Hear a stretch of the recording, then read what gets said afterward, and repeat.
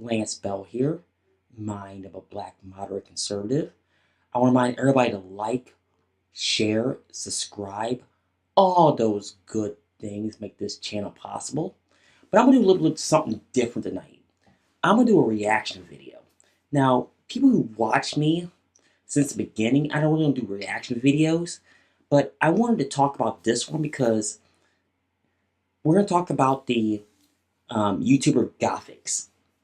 Now, I saw her today finally. Maybe because YouTube is being screwy right now. And I should have picked her up a while ago. But we're going to talk about her. Now, she did a video called Dear Black America. Now, I pulled her page up for a reason. Because, number one, I want her to click. Number two, I'm going to talk about this blow by blow. So we're going to watch this all the way through, and I'm going to talk about this and see what everybody says. So let's begin. Dear Black America, there are a few things that have been on my mind lately, so I'm writing this letter in the hopes that this video will spark a larger conversation on Black American culture and how I personally believe plays a significant role in the degradation of the Black experience. That being said, I have some observations that I'd like to share with all of you. Black America, you want Black people to succeed, but will encourage victimhood over perseverance. You don't want to be viewed as a criminal, but will gladly turn one into a martyr. You say Black folks are not a monolith, yet you'll ostracize those who don't think like you, vote like you, or live their life like you. All right, let's start there. Now, why do the Black community at large treat ourselves as victims? We are 100 years past that. I have never understood that. Second of all, she says, you don't want to be viewed as a criminal, but you will gladly turn you into a martyr. This is 100% true. I mean, let's get real. You have these big-time drug dealers or rappers. You turn them into martyrs immediately, like they did something great for the community. Let me ask you a question.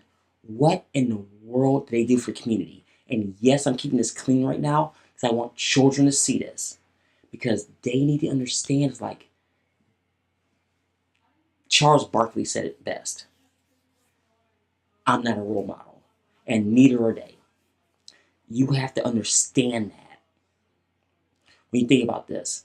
Now, in the third part, she says, you say Black folks are not a monolith, yet you ostracize those who don't think like you, vote like you, or live a life like you.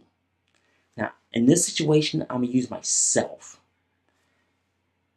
I don't want to live like these ghetto rats because they don't want anything in their lives. They want what they got and blame everybody else. Now, for you young ones out there, I don't want you for that. I want you to succeed in something. Go do something. I mean, go to college. Open your own business if you don't want to go to college. Get a vocation. All that good stuff. I mean, those people are nothing but a detriment. So keep that in mind. Now let's continue. Think like you, vote like you, or live their life like you. You say you want diversity and representation, but are intolerant to political diversity and political representation. You say Black Lives Matter, but what you really mean is only the Black lives who agree with me matter. You say listen to Black voices, but only if those Black voices vote Democrat. Okay, next section. Now, looking at this first things first, she says, you say you want diversity and representation, but are intolerant to political diversity and political representation. That is 100% true. And it goes to our third point. You say you listen to the Black voices on a Black voice more Democrat. Those go hand in hand. Now, I remember this had to be, I have to say this back in 2009, that Glenn Beck talked about this very subject. And it talks about a little bit later in this video, talked about If we don't think this way, we're called a sellout. And that is something major with me. Now we're going to talk about that a little. Let me start this over because like I said, I'm trying to keep this clean. I want to understand to somebody, we are not a monolith. A lot of us think for ourselves.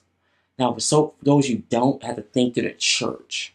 Now, the church is a big thing in the black community, but understand something.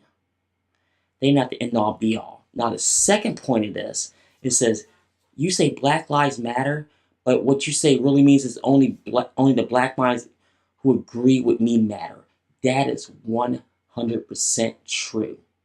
Because I've said from the beginning, every life matters. Now, you know about Black lives specifically, you can't go out there and talk about, well, that person was killed, so therefore Black Lives Matter. It's like, stop. I've seen enough nonsense in the last 2 years to where when a black American life was taken, there's a lot more context involved. All you think about is the narrative. And that gets lost in everything. And I hate to say this, I really hate to say this.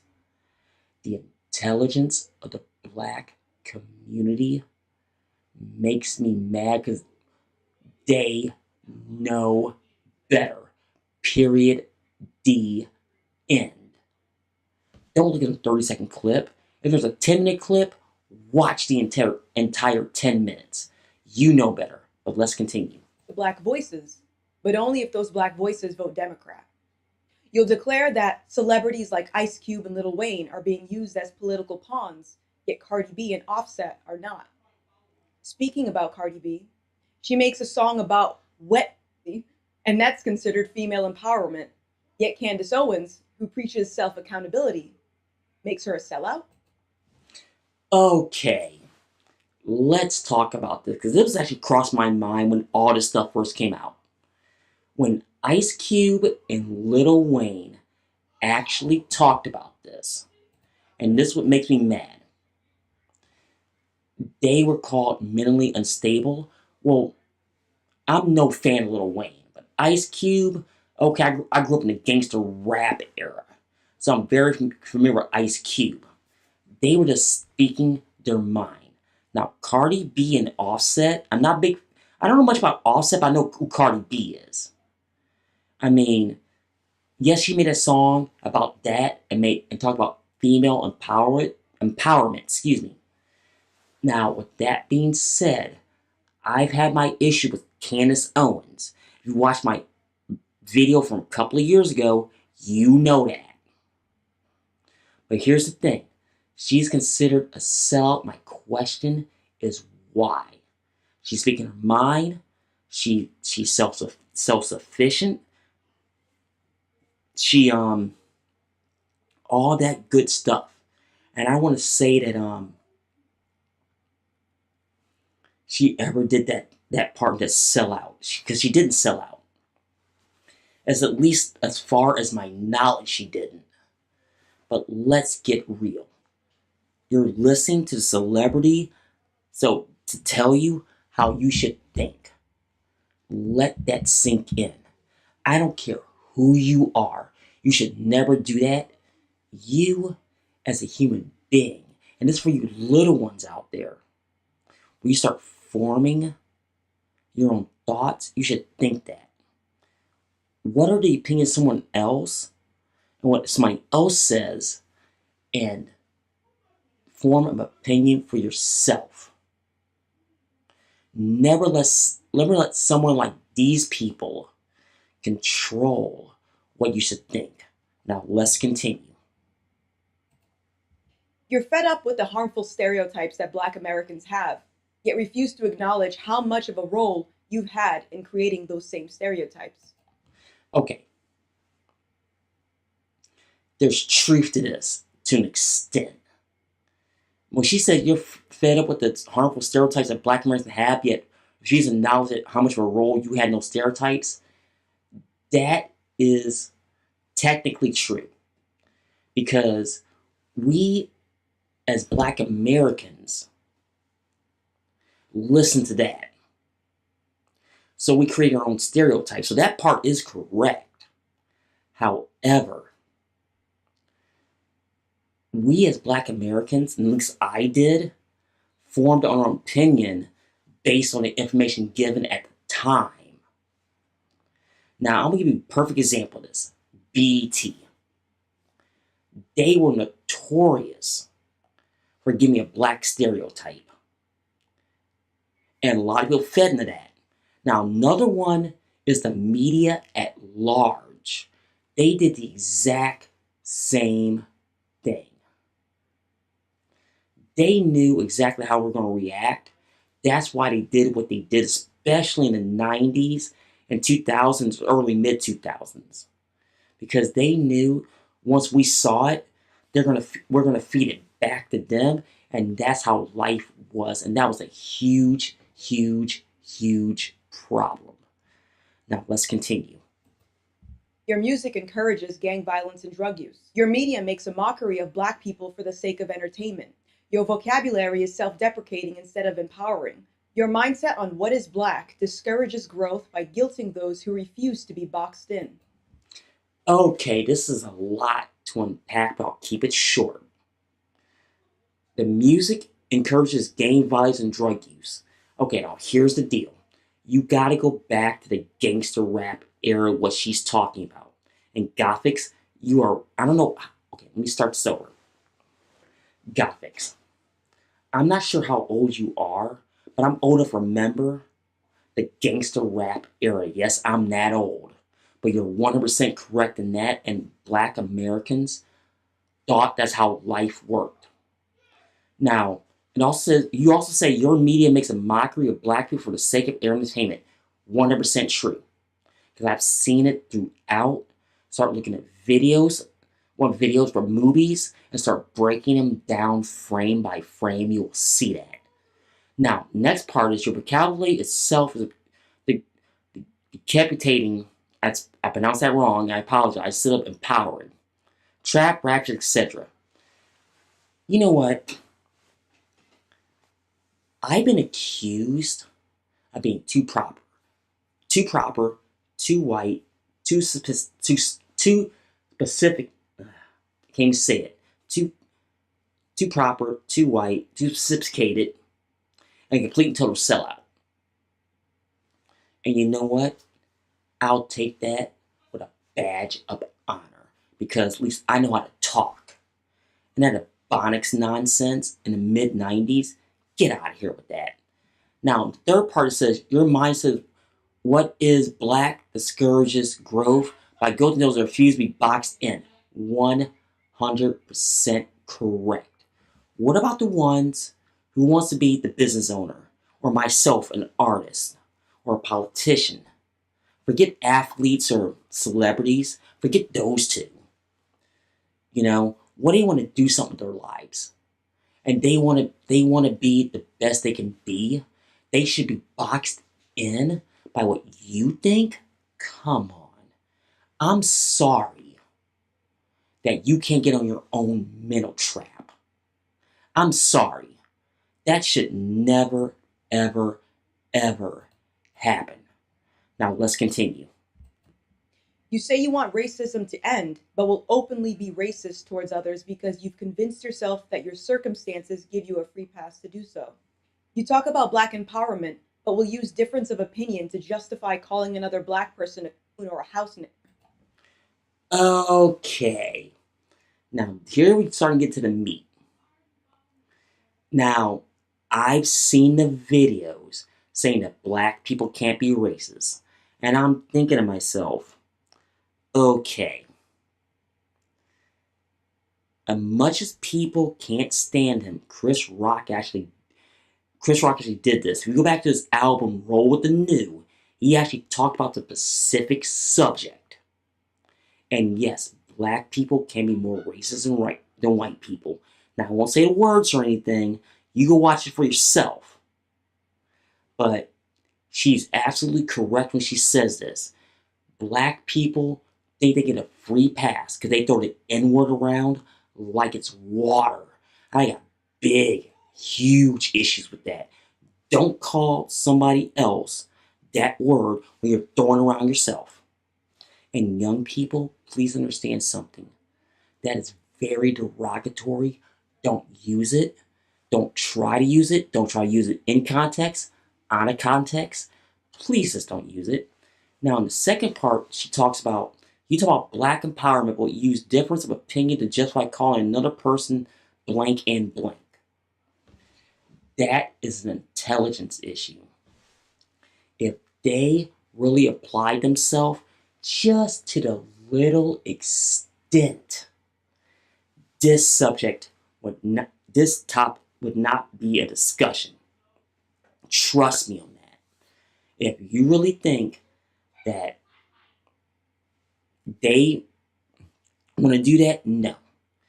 It's intimidation and fear because they know that they have something they don't have, and that's this up here. They apply themselves where they never did. So always have that in mind. Let's continue. You talk about setting Black people up for success, but will lower the bar with affirmative action. You talk about being kings and queens, but will push for bullshit programs like critical race theory that reaffirms white people will always have an advantage over you, thus crippling your self-confidence, destroying your self-worth, and brainwashing Black youth to believe that there will always be a cap on their success. Okay, let's get something straight. Now, back in the day, affirmative action was needed, but not now. We're talking about the 1960s as far as affirmative action. That was needed just to get us up in the competition, because back then, the way it was set up, we had no chance. Now, the second part, you talk about being kings and queens will push for programs like critical race theory that reaffirms white people will always have an advantage over you, just thus tripling your self-confidence, destroying your self-worth, and brainwashing black youth believe they're always a captain or cess. You know what? If you really believe that, you're weaker than you think you are. And I say this, and I say this in the nicest way. If you really believe that you're held down by that, my advice to you is to walk into your local washroom or restroom or bathroom, whatever you want to call it, and look in the mirror. You're only capped by yourself. So never believe that. There's nothing about privilege or anything like that. You can be anything you want. Now, granted, there's special circumstances where that statement that she says is right, but less than 1%? Let's get real. Let's continue. How can anyone persevere in this type of environment? You say Black people are being exterminated, but refuse to acknowledge the astronomical rates at which Black men are killing each other. You would rather focus on how an officer reacted rather than the choices someone made to put themselves in that position to begin with. Instead of encouraging self-ownership, you make excuses for every aspect of someone's life. Okay, let's say something right now. Now, I know you guys are over on the main screen, so I'm just scrolling around, keep the video. I'm not skipping. But I'm going to say this. It says, you Black people are being exterminated, but refuse to acknowledge the external race of Black men are killing each other. That is 100% true. Look at local, state, FBI, it does not matter. We are killing each other at an astronomical rate. But the Black community refused to talk about it. And I'm still trying to bog my head why. And, maybe because it's why they don't admit the facts that we're killing each other. And that should never, ever happen. Now, in the second part, it's like we rather focus on how an officer reacted rather than the choice of someone putting themselves in that position to begin with. Okay. When you look at the cases here in the last couple of years, I can only think of a couple to where the authorities were in the wrong. A lot of it was the person who got killed themselves. Now, I know I'm going to take a lot of heat on this video, but like I said earlier, if you're going to look at that situation, watch the entire video, read the reports, Read the eyewitness account, See exactly what happened and form your own opinion. Now it says that instead of encouraging self-ownership, you make excuses for every aspect of someone else's life. That is 100% true. I'm a business owner. I bust my hump every day. But I see people out there on the street right now, people I grew up with, blaming everyone else but themselves because they don't want to take responsibility for their own actions. And that's what makes me mad. Let's continue. You make excuses for every aspect of someone's life. Blacks are poor, have less resources, or lack the education to succeed, you say. But you'll completely discredit the many black immigrants who continue to succeed in this country despite having less favorable circumstances than you. Okay, let's talk about that for a second. Especially the second part. She says, but you completely discredit many black immigrants who continue to succeed in this country despite having less favorable circumstances than you. 100% true. I met several African and Caribbean immigrants that has way more success. Now, say what you want, how you got there, and how they work the laws, but they are way more successful. Now, I know black Americans right now that make a lot of money either doing hair, cooking plates, cutting hair on the side. Now, those three segments do very well, or they do as a side hustle. But people like me, or when somebody wants to open me with a media company, somebody else wants to do something else, we bust our hump to get where we're at. And we will continue working. So keep that in mind. Let's continue. Is racism truly the driving force behind inequality? Or is it the lack of self ownership, the lack of resilience, and the lack of perseverance? The world is a terrible place, and we both know that racism is never going away. But is adopting victimhood really the solution to all of life's problems?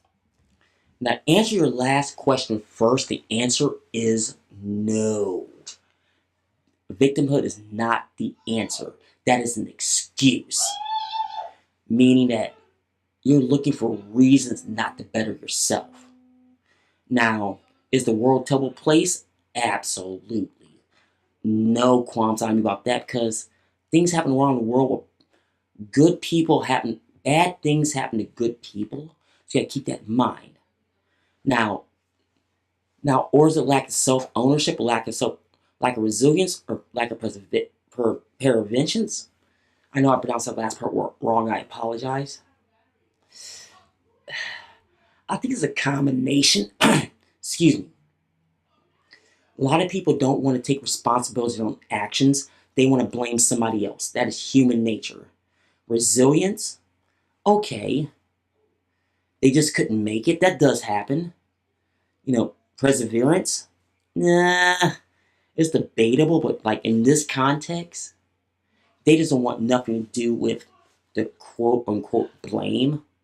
Because sometimes you just gotta blame this guy, number one, for your actions. Now, is racism truly driving the force behind inequality in this country? No. Racism is a crutch. And I've said that for a long time. Yes, there are racists in this country, I agree. But let's get real. It's not as big what the media says. Let's continue. I know that I'll be accused of having self hatred or being anti black because I'm pointing out the flaws within our culture. But on the contrary, I believe what I'm saying is a form of love. Anything of value needs to be maintained, and maintenance involves addressing the areas that need to be improved. Would you rather someone smile while lying to your face, or would you rather hear the truth despite how much it hurts? The first step towards fixing a problem is to acknowledge that there is, in fact, a problem. Okay, let's talk about this because this video is almost over. I would rather have someone tell me the truth in my face. Don't be two-faced about it. Don't send anybody else. That's a real turnoff. That means you don't have them to tell me. Now, The first step towards fixing a problem is acknowledging that there is, in fact, a problem. That is the Alcoholics Anonymous way of thinking, and it's so correct. We have to acknowledge as a community there's a problem. The problem is the leadership itself in the Black community don't want to acknowledge this problem. And that's just sad, really, really sad. And I still can't to this day understand why. So hold on. So, Black America, how do we fix this? So, she's asking Black America this question in Gothics. I want to thank you for asking this question because there's a lot to fix. Now, number one, it starts in the community itself. And I'm talking about in the Black community, the elders, the church, people on the street. It's a community thing. And nothing starts until that happens. Let's get real. We need to get the community itself to say, you know what, enough. Number two, the media. The media needs to stop doing this. Now, I'm not just talking about the mainstream media either. I'm talking about the Black media. I'm talking about the music industry, the movie industry. I'm talking about across the board. We need to stop this. And yes, I know there's Black empowerment movies out there, but they're squashed because we're considered sellouts. That one word, that other word. Like I said, I'm not going to say what they are because I want to gear towards children. Because I want you, our young ones, to understand what I'm saying and what you want to do in your life. Saying, you know what? I'm not going to listen to all that. I'm going to forge my own path, set my own steel, all of that. Number three, us, you, me, everybody else. We need to take a long look in the mirror, say, you know what? I'm the only person that's going to fix this, not anybody else. So once you do that, you can forge, okay, the way I do it is, you need ideas. Then you need a plan. You need an idea to execute that plan. And all of that you need. So, you know what? That could and possibly work. I'm doing it right now. We can make ourselves so much better. Instead of being 13% of the population with 50% of the crime, we don't need to be victim blaming. We don't need other people to tell us how. We don't need the other side to tell us how we need them, or vice versa. We can do this. Well, folks, I'm gonna get off here. I know it's a little long-winded for a normal video of mine. Remember to like, rate, share, subscribe, like, share, subscribe, donate, all those good things. Now, I'm gonna put a link below for Gothics in this video so you know who she is. But I want to thank her for doing this video. I'm 2 months late. Once again, my name is Lance Bell, mind of a Black, moderate, conservative. Hey everybody, Lance Bell here, mind of a Black, moderate, conservative. And I come to you today only because former President Obama finally endorsed Joe Biden. Now it's time to talk about who he's going to have for his running mate. Now, with that being said, Biden put himself in a lose-lose situation. I better explain. When he said that he's going to elect a woman as his running mate, that did 2 things. Number 1, he boxed himself into a corner, which he should have never done. He should have let this thing play out naturally if he was going to do that and go from there. Number 2, if he loses, and I believe he will, he set women's rights back so far. You're going back to pre-suffrage era for women. And that's one thing I know at the onset he wasn't trying to do, but all the, glass ceiling stuff, he just hurt himself more than anything else. Now, since he did say he was going to elect a woman to be his running mate, let's look at this. And here's what I'm going to do. I'm only going to look at the main women that he could nominate. So with that being said, this is in no particular order. So we're going to start with the big one in the room, and that is Elizabeth Warren. Now, she will not, repeat, not be his running mate. And there's two reasons for this. One, nobody, and I mean nobody, wants Hillary Clinton version 2.0. Let's just call it what it is. She would be Clinton version 2.0. She pulled this, not necessarily pulled a stunt, but she kind of ran in 2016, but let's be real. She was amping up for this race, and it fell flat on her face. Number two, let me throw something by people. North Dakota, Oklahoma, Nevada, New Mexico, and Arizona. Now, what do these 5 states have in common? Well, I'm going to tell you. They have large Native American populations, and that is not, repeat, not going to fly with them. And you put those 5 states automatically off the table. And talk about a fall. She was riding high until people realized she was Clinton 2.0. It was game over. Your next person, and this is one I've talked about in the past, and that is Senator Kamala Harris. Now look, guys,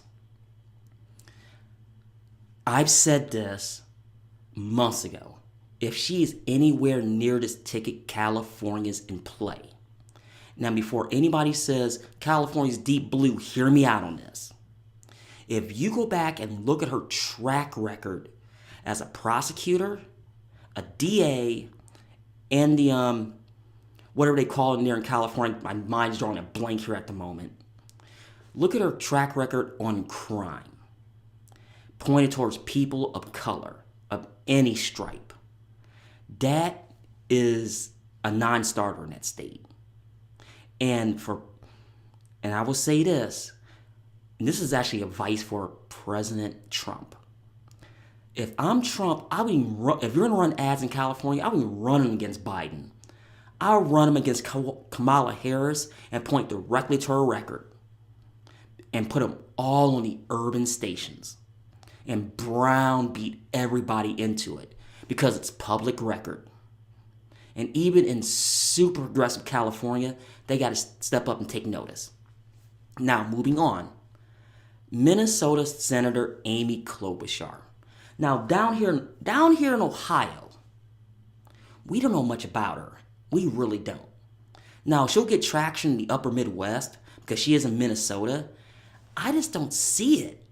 I really don't. She'd be more of a background VP, and maybe that's what he wants. And I know the news has been out there about the Biden camp reaching out to her.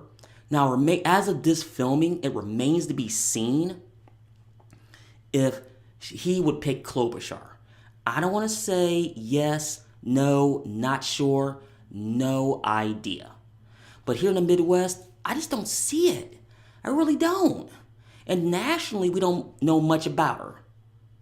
So I know she was in the Democratic primaries and this and that. And like I said, I just don't know.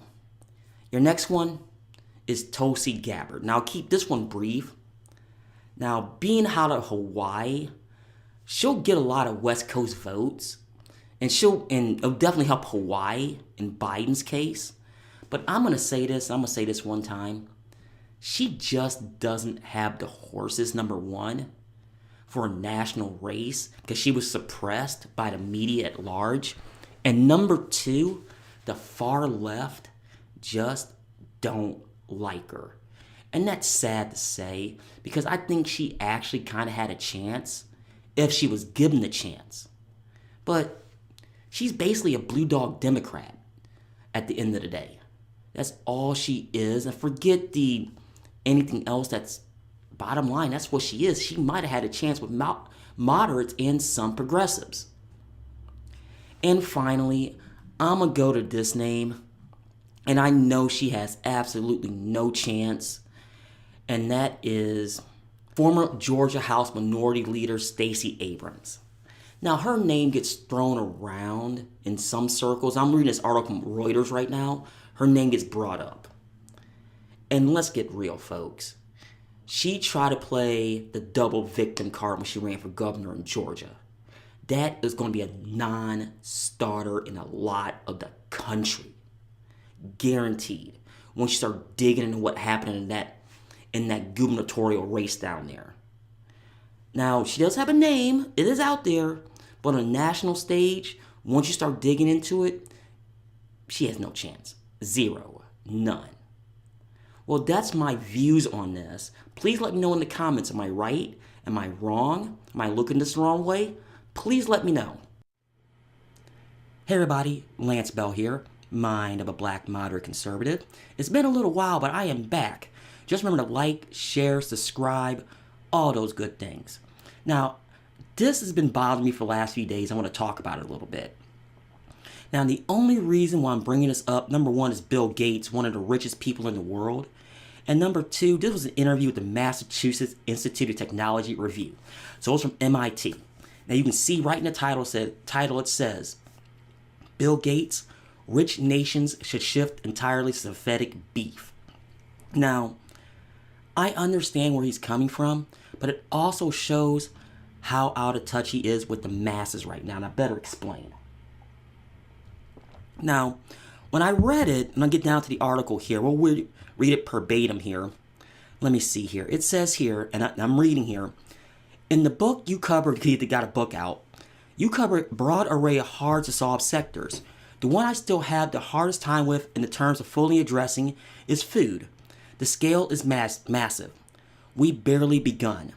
We fundamentally don't have replacements that completely eliminate the highly potent emissions from bumping livestock and fertilizer. How hopeful you are about our agriculture? That's the question proposed to him. Now here's his answer. There are companies, including one of them, Breakthrough Energy Ventures portfolio called Pivot Bio, that's significantly reduce the amount of fertilizer you need. There are advances in seeds, including seeds that do what linguines do, that is able to convert nitrogen in the soil into compounds that plants can use biologically. But the ability to improve photosynthesis and improve nitrogen fixation is one of the most under-investigated things. Okay, now from a science standpoint, he has a point. It's really not really looked into outside of the organic side, and organic is always the best to go versus synthetic. But I get where you're coming from. Now, this is what pisses me off. In terms of livestock, it's very difficult.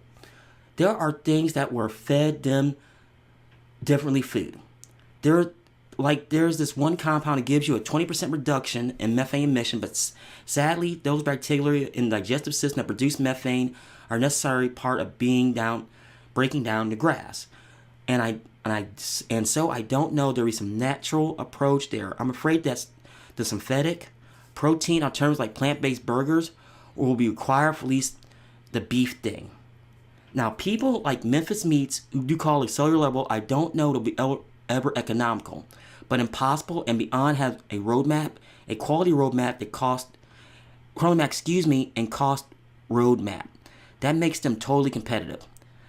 As far for scale today, they don't represent 1% of the meat in the world, but they're on the way. And Breakthrough Energy has 4 different investments in this space, making ingredients very efficiently.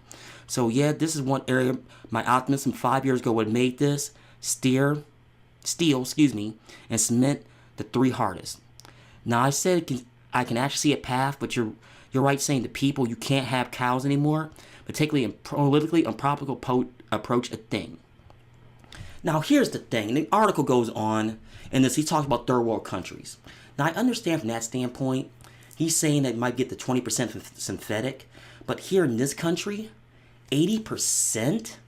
I mean, it says here, he says it too. For Africa and other poor countries, we have to use animal genetics to dramatically raise the amount of beef permission for them.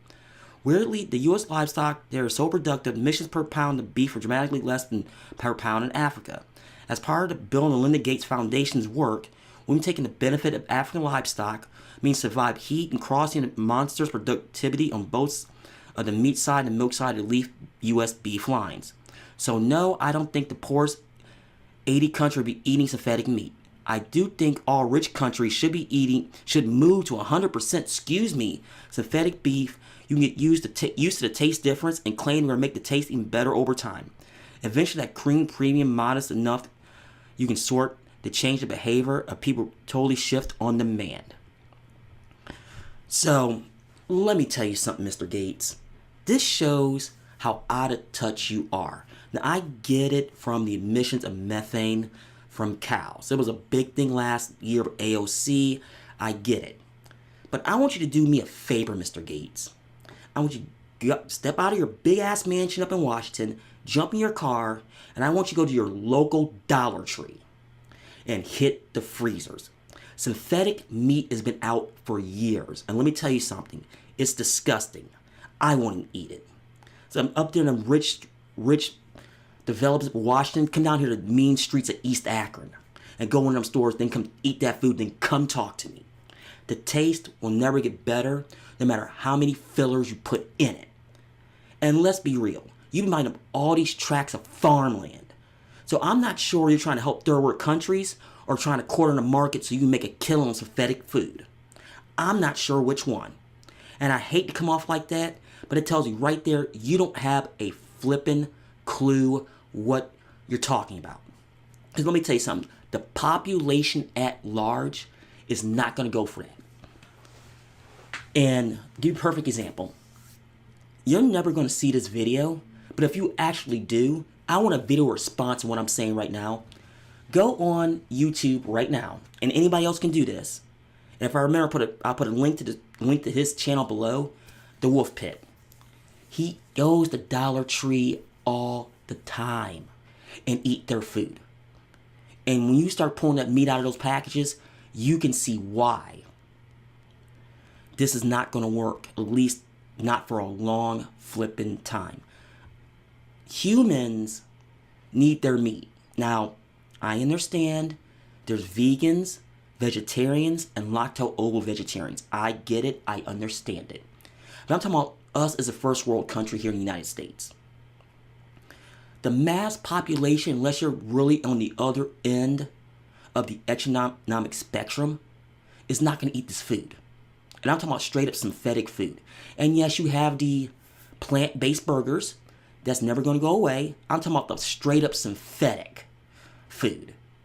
And yes, I'm passionate about this because this is a huge problem.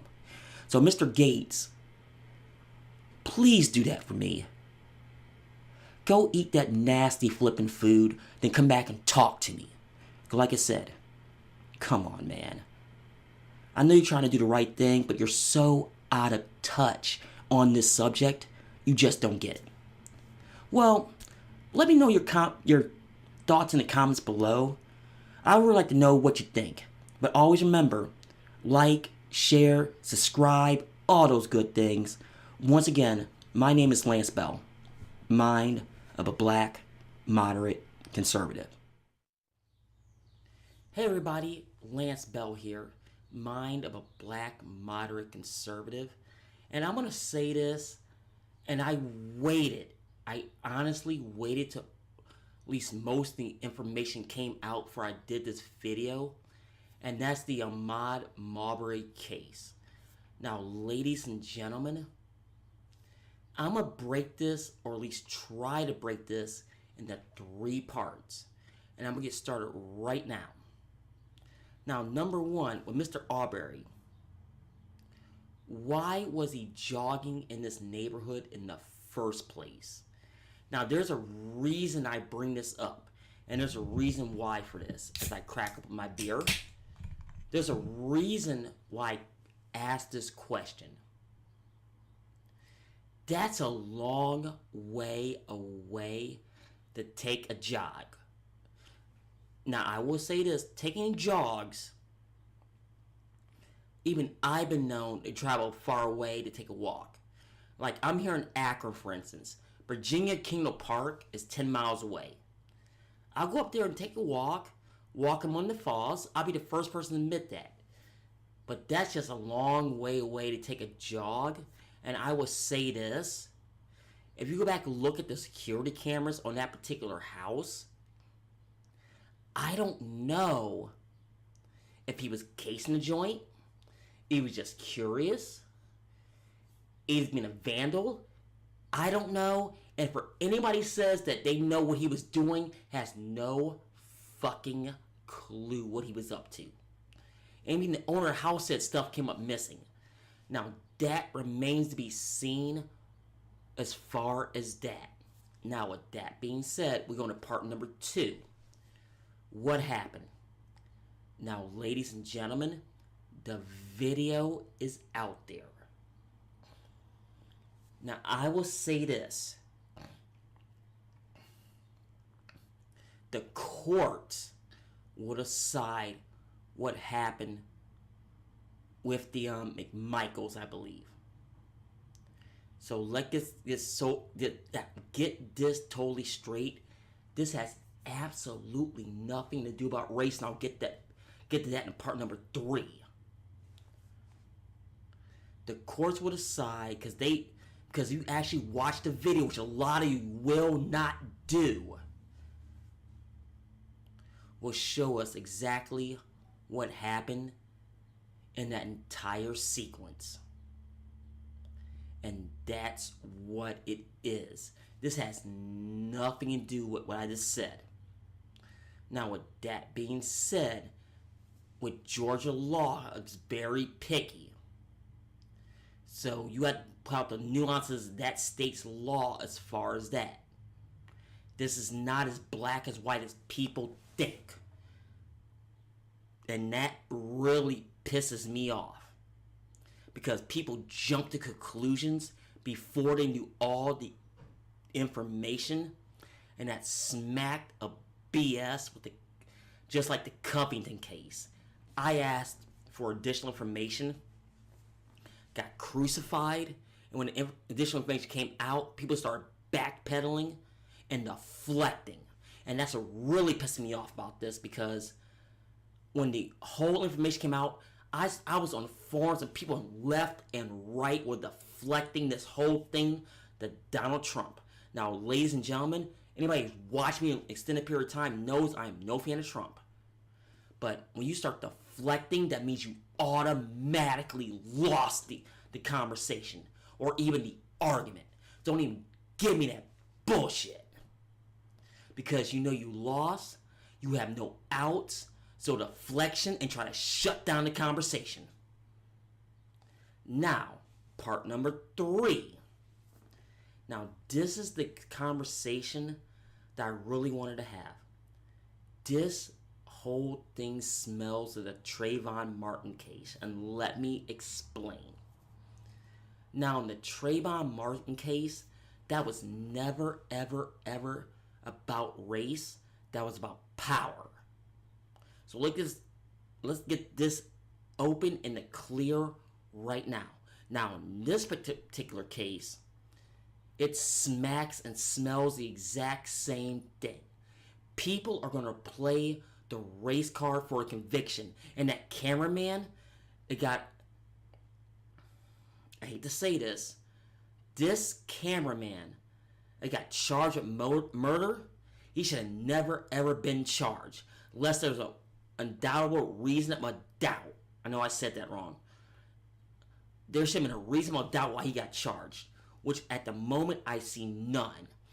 This is an overzealous prosecutor doing that charge. Exact same thing with Trayvon Martin. And I said this back then, I will say it now. There is no conviction on murder 1. There is none. No conviction on murder 1. If you tell me different, tell me down in the comments below. Murder 2 is an absolute stretch. And I won't even go beyond what Officer Tatum said in his video.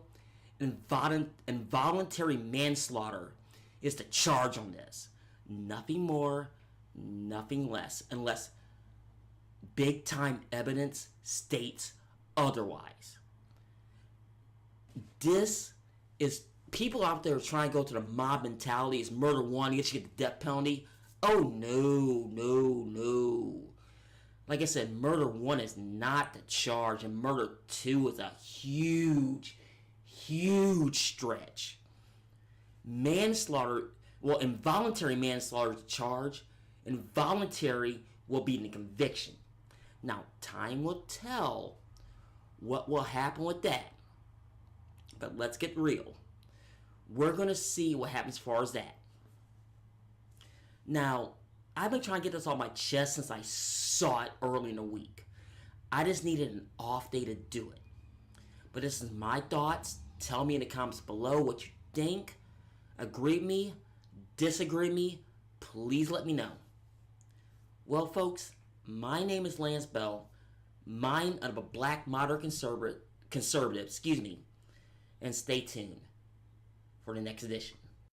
Hey everybody, Lance here, mine of a black moderate conservative. I'm back. It's been a little while, and I gotta talk about this today. I've been totally in blackout mode because of the elections.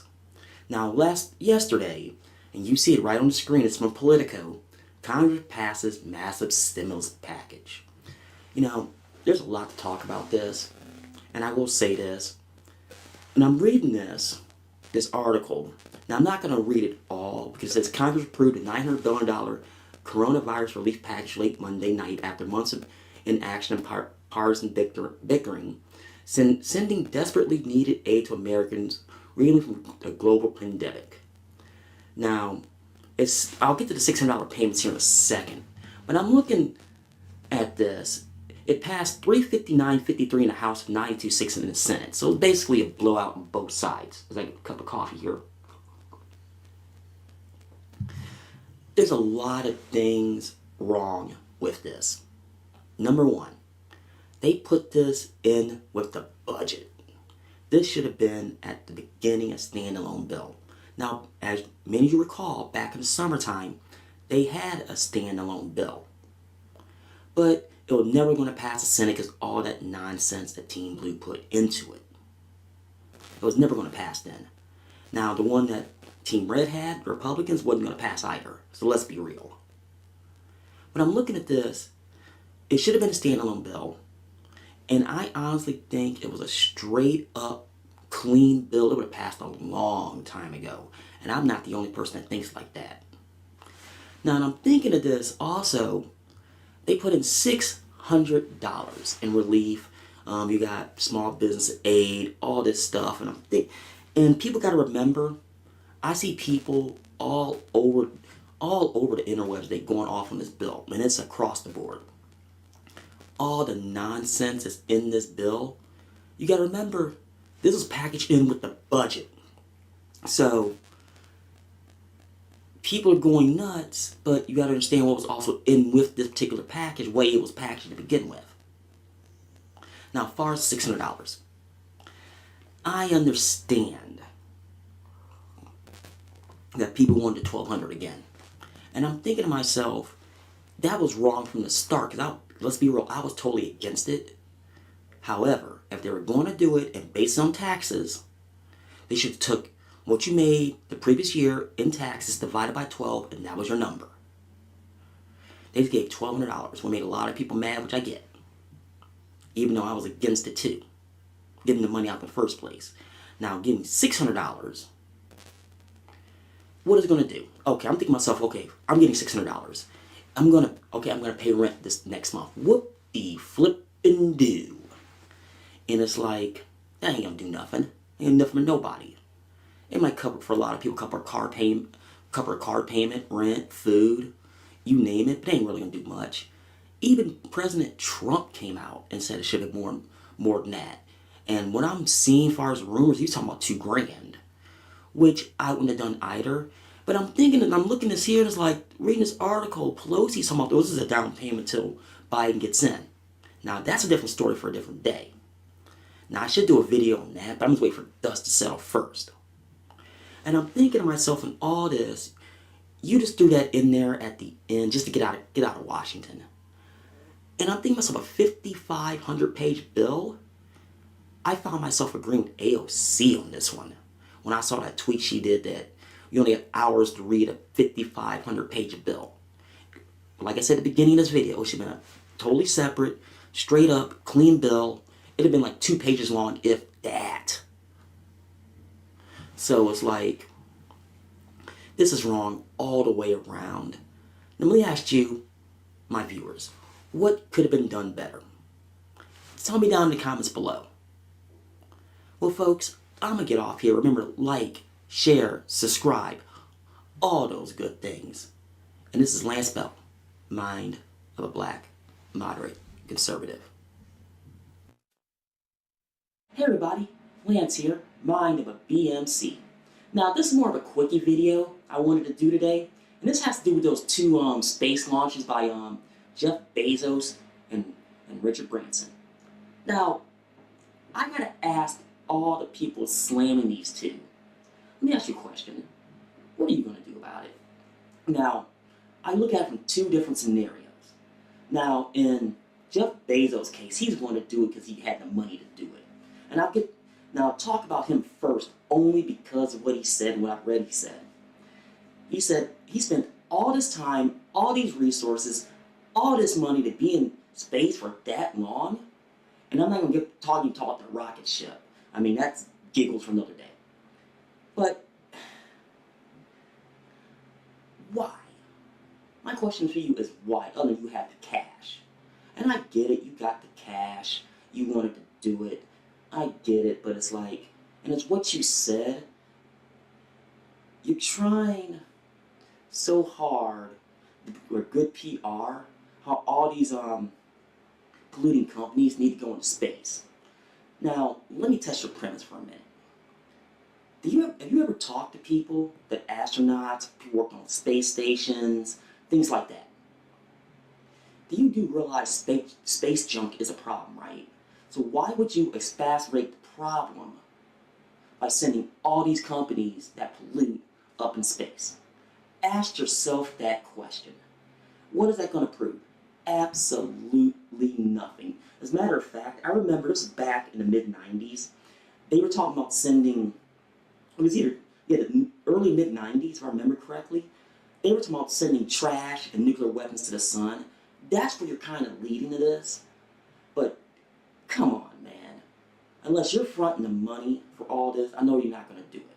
It's just straight up grandstanding by you. You can say how proud and all you as far as that, but no, man, just no. Think what you're saying through first. Now, in case of Mr. Branson, now I'm actually happy for him. He's been talking about going into space for at least 15 years. So he was on a mission to do it. Now, I think for him it was more of a challenge or anything else. Now, I commend him for that. Now, what is he going to do next, outlandish? No idea. I wish I had the answer for Mr. Branson, because I will say this, when he puts his mind to it, he gets it done. It might take him a little bit of time, but he gets it done. And this is for all you naysayers out there, saying he could spend the money on homeless and the poor. Is like, yes, they could. I'm pretty sure they're pretty charitable guys. They just don't talk about it. Outside of Bezos, of course, because he gave his ex-wife half $1 billion, half his money in divorce. But that's neither here nor there. I mean, I'm pretty sure they're going to donate their money. Now, I honestly think that both of them is going to donate their money in space research. I just don't know how much. Or they're going to develop their own space programs. Now, we can have the debate for another time between private companies and governments in general for space programs. Now, are you looking for that Star Trek utopia? As far as like space building and things like that, I don't know. We might be another 150, 200 years when we get remotely close for long-range space travel. Now I'm talking about humans. I know we got satellites out there now roaming the galaxy. But understand that we are a long, long, long way to go from that. And I know it's supposed to be a quickie video, I'm getting kind of long-winded, but space stuff always interested me. Now, do I want stuff like, and I apologize, my phone going to text, stuff like that's going to happen in my lifetime? Honestly, I doubt it, but we're getting there, so don't worry. Well, folks, I'm going to get off here. Remember to like, share, subscribe, all those good things. Remember, this is Lance, mind of a B.M.C. Hey everybody, Lance here, mind of a black moderate conservative. It's been a little while, but I'm finally going to talk about this whole mandate. And I'm referring to the vaccine mandate. Now, I want to say something in full disclosure. I know the virus exists. So I'm not an anti-vaxxer. Now, I am an anti-mandate person. And that's for a different story for a different day. But I'm going to talk about this whole mandate deal. Now, I'm watching all the news the last 3-4 days. And I guess one of the big pharma companies says it's safe for 6-year-olds. And I'm thinking to myself, now wait a minute. This went from a one-off to we got to do this, this, and this, and now they want to. Now you got places that making it mandatory. They want to see your papers, things like that. Now I'm not being conspiracy theorist. I'm actually telling the truth on this one. Now, here's my whole thing, this whole situation as the cat leaves the room. Okay, I understand that everybody has to get the quote-unquote the jab. Now, somebody like me, because I have an allergic reaction to needles, I gotta wait for pill form. Okay, that's one thing. Let me ask you a question. This says you gotta get the shot. Now they say you gotta get a second shot. Now you say you need a booster shot. And I saw the video from Yahoo Finance when that had the CEO of Adura on there talking about we need booster shots and things like that. Now, this question is for the progressives who's gonna be watching this. Let me ask you, and I'm gonna ask you this. Did you ever realize that this could be a monster money grab for Big Pharma? Now, for you guys on the left, there was a time that I would have stood with you brothers in arms and going after Big Pharma. I would have. Because Big Pharma, let's be real, their racket is about as good as illegal drugs. Let's call it for what it is. However, do you honestly think with all these booster shots that the way they want to do it is in your and my best interest? Let's be real. Of course not. It's a monster money grab. Now, if they would have came out and said we're going to do a booster shot like once a year, like to do a flu shot, everybody probably been okay with it. No problem. But a lot of people out there, they don't trust the vaccine because it came out so quick that so many people are used to drug companies taking years to develop vaccines. And that's a lot of it right there. That's one of the reasons me and my fiance talk about it all the time. She don't want to get it because she just doesn't trust it. I want to get it, but I need it in a different form. But seeing that, what they're looking to do, especially what I saw over the weekend, I honestly don't believe that the big pharma companies even care two rats' rear ends about us. They're looking at it from a dollar sign standpoint. And that's the worst thing about it, and I hope that's not true. Well, folks, I just want to go on here for a short time today. Let me know your thoughts below in your comments. Please make sure to like, share, subscribe, all those good things. And this is Lance, mind of the B.M.C. Hey everybody, Lance Bell here, mind of a black moderate conservative. Here being Mr. Joe Conservative. Just remember to hit the like button, subscribe, share, all that good stuff. Now, I've been pretty quiet the last couple of weeks, and I've been watching everything with what happened in Kenosha, all this other stuff. Then I saw this video this morning from the amazing Lucas, what happened in Dallas. Now, it was YouTubers Brandon Straka and Karen Bolenko. Now I'm sub to Karen. Now here's my thing. They were attacked. I don't know if it's Antifa or BLM. Now I got a question for everybody out there. Why are they doing this? Well, the answer is pretty simple. Control. they're trying to control everything. Now, in case what happened with Brandon and Carolyn, they were at a walk-away campaign in Dallas. Now, they hyped this thing up for a while. And I think that's a lot of it right there. They knew they were coming, and it was an instant opportunity. Now, in the video itself, and it's out there, they were in front of the police station when that happened. And that's the scary part. If you're the authorities, why didn't you go out and do something right then and there? That's what I can't understand. Now, are the authorities scared of these people? My God, I hope not. So, I mean, look at it from that standpoint. I don't know what to say. Now, when everything comes with the election here in about, pretty much under 60 days, we're going to see a lot of interesting things what went on. Now, it's way worse than 2016, and I know that. Forgiving with how they want to do the voting and how people are acting. For the people on the left, you do realize you turned this to another 1968 election. Yes, I go on about that. It's literally the same thing, minus two executions and a war. Literally the exact same thing. And this is coming back to bite them, especially when this starts to get out. And when it does get out, especially what happened yesterday, you're just going to have to... You're going to see it at the polls.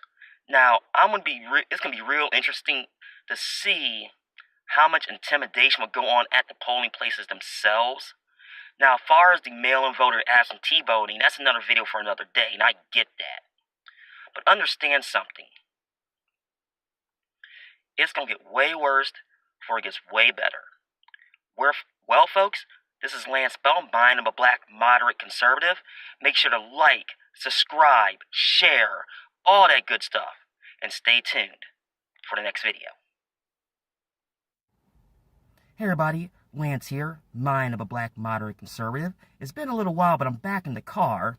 Now I want to talk today about the California recall election. And the reason why I bring this up today is because I saw the article from The Guardian of all places. They talk about apathy from the Democratic side not going out to vote. Now, according to the article, it said that, that the way recall elections in California work like this. It's a two-part question. One, should Gavin Newsom be recalled? And number two, who should replace him? Now, my question to you folks is this. Why are you guys so scared of Larry Elder? I have to ask this question. Now, maybe because I'm 2,000 miles away in Ohio, it just boggles my mind. It's pretty evident that Gavin Newsom's not doing the job and got this far to be recalled.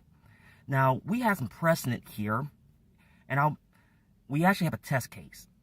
15 years ago, this is like when Gray Davis got recalled. It's one of those. Now, my question, I asked my sister this at the time. She was living in Ontario. And I asked her, was Gray Davis that bad that Arnold Schwarzenegger was the better option? She said yes. Now, I don't know if this is the same situation there than it is there than it was then. Now, and I'm thinking to myself, I don't know what's going to happen in that particular election. I really, really don't. It's pretty evident that Gavin Newsom might be on the way out. Now, the whole thing with Elder is that, do I think he'd do a good job? Honestly, I have no idea. I'm not very traversed in how California politics work, other than it's very, very left, only because it's controlled by all the large cities there outside of San Diego. So this is going to be interesting how this plays out, and I wish I really knew the answer. But folks, I just want to get on here today, do a quickie video. But how about you? Let me know in the comments below. Remember to like, share, subscribe, all those good, happy things. And once again, this is Lance, mind of a black, moderate conservative. Alright, I gotta address something. This has popped up on my feed on Facebook, but I gotta address this because this is total BS. Okay. This is from Goodyear Tire and Rubber Company. Now, this is from 19 News. I'm going to read what they said here. But this is totally BS. Okay. This is out of their plant in Topeka, which is the largest tire plant in the United States. At least it was at one point. This says, a Goodyear employee said the company would put out a new policy that has some calling it not equal for all. A photo seen circulating on social media shows a slide that was during the diversity training showing acceptable and not acceptable part of Goodyear Tire Rubber Company's zero tolerance policy. Now, I want to scroll back up. It says acceptable Black Lives Matter, lesbian, gay, bisexual, transgender pride, LGBT, which I'm good with. I totally am. In full disclosure, I am totally okay with that, even though I believe all lives matter. Unacceptable. Blue lives matter. All lives matter. Magma tire. Political affiliate slogans or material. Okay, first things first. Let's talk about the last one. Political affiliate slogans or material. That eliminates everything. It really, really does. Now, you say magma tire, all lives matter, because all lives do matter. No matter what anybody says, all lives do matter. And blue lives matter, which is the blue line. That's a different topic for a different day. I'm not getting to that. Here's the reason I want to talk about this real quickly. Goodyear. Okay, I live in Akron, Ohio, the rubber capital of the world. And we had the big four. Goodyear, Goodrich, Firestone, and General. Now, understand something for my new viewers. I'm going to say this in order. Firestone did it to themselves with the Firestone 500. Look it up.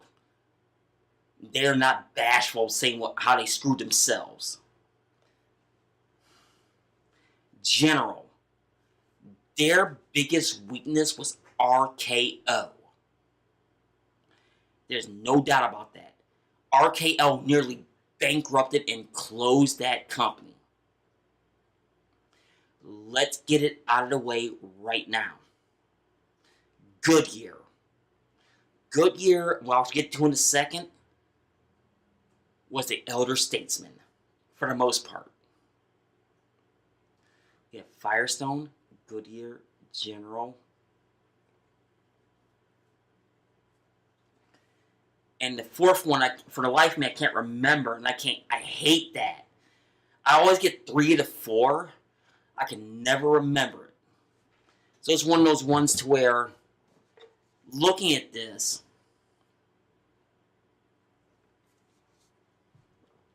it hurts me. Not because they're going down this road, because what they've been through already. Anybody who knows the rubber business, Goodyear fought for the survival 30 plus years ago with Sir James Goldsmith. And I'm going to use Mr. Seibling, what he said when he was a congressman in this instance, when he said, "Who the hell are you to pull this type of stunt?" That's what needs to be said. And that's one of those ones to where, what are they thinking? You're going to bankrupt your own company. And this makes me so mad. Well, folks, I'm going to get off here. I'll get into a 1-hour rant without talking about this. Let me know in the comments below. Link, like, subscribe. I have my new thing going on right now to where you can subscribe. I want to do exclusive content. Or get all that figured out. Once again, this is Lance Bell, Mind of a Black, Moderate, Conservative. Hey everybody, Lance Bell here, Mind of a Black, Moderate, Conservative. And you see it right on the screen for Politico. The Democratic National Convention has started. And I'll be the first person to admit, I totally forgot I was on last night. The first person to admit that because nobody's really talking about it. Sort of. Because they're trying to do everything remotely and it's not going to work. But I figured I'd talk about it this morning since I got a little bit of time. Now, it says here, DNC goes full infomercial. Superlatives from night one of the convention. Now, I'll scroll down here. I apologize. I can't get that cookie thing off. Thank you, OBS. And it says here, after decades of the same parade of speeches in cameras, arenas to distracted, disinterested, and often inebriated delegates, the first night of 2020 Democratic Convention finally gave up the strained connection to the drama-filled convention of old. And with full infomercial. Now, that I agree with, because I watched part of it this morning. And it looked really canned. I mean, so canned. I stopped watching after a while, and I started skipping around. Now, even like Gloria was on there, I did see that part, I skipped that. Now, it says here, and I scroll down, the Democrats devoted much of the first hour to confronting some painful issues. The speaker included family members of George Floyd and Eric Garner, 2 African Americans killed by the police. Okay. I'm not going to go down that road because I'll be here for the next hour. I'll just leave it at that. Joining them was Christian Arizia. I know I pronounced that wrong. I apologize. The Phoenix woman who said her father trusted President Donald Trump's downplaying of the threat of COVID-19, but then he contracted the virus and died. Now, here's the deal. I hate people being put up as props. Now, in the case of her father, was it COVID or was it Valley Fever? Because it's that time of year right now. And I lived in Phoenix for 10 years, so it could have been one or the other. Now, former Vice President Joe Biden made an appearance, obviously short pre-recorded conversation on race relations and police misconduct. It's unusual to see the nominee in waiting on the first night. This really wasn't a convention at all. This was a TV show and some elements better than others. Virtual fans might work as kishy gimmick at the pro basketball games played inside an NBA bubble. Now, Michelle Obama's on there and the blah, blah, blahs. Now, here's the thing. Here's what I want to talk about. Bernie Sanders. Now, the second half of the night featured a 10-minute segment of Biden's former primary rivals gushing about his care before Bernie Sanders came on as the closer. They're delivering both a trademark indictment of Trump and a validation of Biden's progressive credentials to his still loyal supporters as primary. Here's the deal, Mr. Sanders. You sold your own fans out not once, but twice. You have no space. And the only reason that this is not a live convention because of your fans. Because I guarantee you, if there was an actual convention with people there in Milwaukee, it would turn directly back into another 1968. And that's what they're not talking about right now. They knew that was going to happen. Nobody wants to talk about that. I see it. I see straight through that. And Sanders, don't give me that crap. You know? And now he says, while Joe and I disagree on the best path to universal coverage, he has a plan to greatly expand healthcare costs and cut the prescription of drugs. Go after big pharma, not government. Sanders also said the strongest word for Trump hitting the president for his authoritarianism and handling the coronavirus. Okay, authoritarianism, that's what the far left is trying to do now. Talk about hypocrisy. Now, as far as the coronavirus, he tried to handle it. I distinctly remember back on January 31st, and I remember this because it was the day after my birthday. He tried to do a straight-up moratorium, quarantine of China. He was called a xenophobe for it. Call it whatever you like. I remember that specifically. Nero fiddled where Rome burned, Sanders said. Golf trumps his action phantom endeavor, and it resulted in 170,000 deaths, which is still debatable, and a nation still unprepared to protect its people. Wrong. Much as I go after Trump, this is dead wrong. He tried right at the start. Like I just said earlier, he was called a xenophobe for that.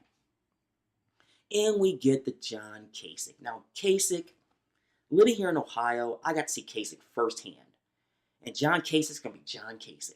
I think he just wanted to be there just to talk. That's just me, you know. And you had Klobuchar on there, Senate cameo, like a bunch of, it was just a bunch of nonsense on night one. Now, as a moderate conservative, nothing, when I watched this, nothing swayed me. It didn't. It was all about Orange Man bad, basically. It was a big old infomercial, just like Political said. Now, is that what you want people on Team Blue? More power to you. Give me some substance. And like I said earlier, it would have turned to another 1968 if they actual convention. And in the basement candidacy of Biden, now Harris will be out there, but she's going to get slaughtered based on her record. I've said this before, California will be in play because of her. And this is a thing all about nothing. So we're going into day 2. We'll see how this thing pans out. I know the RNC convention, I don't know how they're going to do it either. I mean, I'm 40, and this is probably the weirdest election cycle I've ever seen. So it's going to be interesting to see what happens coming down the road. So I'll leave it at that, folks. I'm going to get off here. My name is Lance Bell, mind of a black, moderate, conservative. Hey everybody, Lance Bell here, mind of a black, moderate, conservative. Remember to like, share, subscribe, all those good things. And another quickie this morning. Well, today's Thursday, so it's been 2 days since the election. And what a nightmare this has been. And I got news for you folks. This is going to end up in the courts. We all know that. Let's be real about it. Now, when I saw Monday, Pennsylvania's Attorney General said what he said, I knew this was going to be bad. And as of this morning, they're still counting votes. Now, here's my whole problem with this. I don't mind. Actually, I encourage everyone to vote. Let me start that right there. However, if you ask for an absentee ballot, okay, you ask for it, but the way the ballots are coming in, especially what happened in Michigan, I mean, you just don't have 140,000 show up at 4 o'clock in the morning, and all of them for Biden? That is 100% no doubt about it suspect. Let's call it for what it is. You know that, I know that, everybody knows that. Then I saw what happened in Arizona with the Sharpie Gate, and I'm going to say this, I lived in Arizona. I lived there for 10 years, so I know exactly how they operate. And I saw Maricopa County Board of Elections, that tweet they did versus what the ballot says. This is, the best way to describe it is this. I'm trying to be nice and keeping it clean this morning. This is not going to end well. And they haven't called Arizona yet, even though Fox called it for some strange reason. And when I looked at it last night, they still 500,000 votes uncounted. Now, I will say this. Whatever happens, because I honestly think Trump won this thing, it's going to go to the courts. And this is my opinion. Either one or... And I'm going to go out on a limb. I have to watch a Sticks and Hammers video this morning. And a couple other people's. This is going to go one of 3 ways.